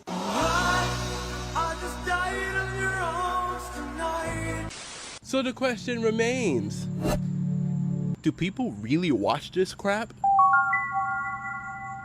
this is where Marshall talks about stuff. Follow me. My sexy niche community, you already know it's AI. I'm not going to go through that. But I really want to stress how ridiculously dangerous this type of content is. First off, the fact that there's courses to show men how to LARP as women by AI generating OF models is already dystopian, so let's get that out of the way. But to tie in bigotry to get the engagement through your AI generation, this music I picked. That's a whole different level of fucking abhorrent behavior. Hardcore racists don't like accountability. They don't like consequences for their bigotry. So now we can just AI generate a model to get all the flack while staying anonymous. That is dangerous. That is bigotry to its highest extent, and it needs to be stopped or at least moderated. Okay. Parker Kendall. Popular TikToker Kendall Parker is in a lot of controversy for this cameo he posted. Roll the clip. You think you know everything about the Epstein files, huh? Well, bet you didn't know that I'm in it. So the question remains. You're so stupid. Is it All right, funny? have a good night, kitty. This is where Marshall talks about stuff. My sexy niche community, Like, everybody that's so likes funny, to say big that boy. they care about the Epstein files, but the moment somebody jokes about it, now everybody thinks it's not a big deal. Marshall gets edgy humor, but the issue is it's not funny. It's not funny, there's no comedic timing, the whole joke is just that he's in the files. And I feel like it's fair for people to think that's not funny, and it's rude, and it's weird, and it's insensitive, etc. And I see a lot of people say, it's a cameo. What was he supposed to do? Decline it. He could have done that. And I'm not saying to cancel him or that he should be deplatformed, but it's completely reasonable for him to have some criticism put against him. Goodbye. Popular TikToker Kendall. Okay. And then now we have the debacle where I was about to be homeless. And then we're back to this season. So we're going to look at the few videos that did well this season. And then we're done. If you guys claim to care about trans people, you really need to watch this video. Roll the clip. Speaking of gay, Clav made out with a trans on stream. What do we think about this? No, that sucks. What did he look like? So I text him, and then he FaceTimes me when he's on stream, but I didn't get it. And he's like talking to these French chicks about like getting them hydrated with Santa Cruz electrolytes. Someone needs to do a dick check on her. He like makes out with like 10 chicks like a night on stream, so it's like the odds of him. Odds are, yeah, you're gonna run into a tranny. Yeah. If you think a chick's a dude, be like, hey, catch, and you fucking rocket a football at her. If she fucking OBJs that shit and fucking boom, sketch. So the question remains, are these guys good? This is where Marshall talks about stuff. Follow me. My sexy niche community, we should really make people pass some kind of test to be able to get podcast equipment, because if this is pure content, I don't want to be a content creator anymore. This clip is just bigoted for so many ways. The slurs, the fact that Clav wouldn't be gay if he was with a woman, and the fact that they intentionally misgendered her just because they wanted to be extra bigoted. Every single person in this clip is a bona fide loser. And if you claim to be an ally, this should really make you upset, because these people are profiting off of hating a discriminated against group, which is just bona fide loser behavior. I know I said it, but I had to say it again because it's so frustrating. I don't care how beloved you are as a creator, if you are bashing any discriminated against group, you're a fucking chud. Bye! If you guys claim to care about trans, I think I think that's it. And my last video's been doing awful. But I My think sexy niche community. and that's the last video trying to mention this stream. So you know what, guys? We did it. Wasn't every single video, but you guys should get a good understanding of my, journey to coming to this point. Because we went through every season. You guys saw how my videos evolved. And now we're here. And I am so grateful that it's been a year. And I'm so grateful that I have a great following and a great sexy niche community to back me up. And we're going to continue going. We're going to continue trying to make great videos. And we're going to really try to hone in to make sure these videos do good. I want these videos to really start blowing up and becoming viral, because I think my videos are good, but they don't go viral. I mean, you see this video, the video we just reacted to, not reacted to, my last few videos don't even got 1,000 views. And I'm not going to hate on it, whatever. I just want to figure out how we can really make this show go to the next level, But I appreciate everybody that has been, supporting me through this journey. I appreciate you guys being here to celebrate 1 year. And next year, it's going to be great. Next year, August, 18th, we're going to go bigger and better. Oop, I'm opening the bathroom by accident. So I love you guys so, so much. And if you guys are able to, become a member. I have 0 members, as you can see. 0 members. And I'm going to start posting videos on there, and everything's going to be really cool for the members. So just think about it if you can. You guys don't have to. I'm not going to force anyone. And I'll try to be more outside. I'll try to. It's hot. And today it was raining. I'm in Florida, but I'll try. But I love you guys so much. I love you guys so, so, so, so, so much. And I still haven't done an outro. I need to do an outro. I don't have one yet. But I will. So I love you guys. Thank you for being at the stream. And I'll see you tomorrow at 8 o'clock Eastern, and we'll talk about something else. So goodbye. I love you. Ugh.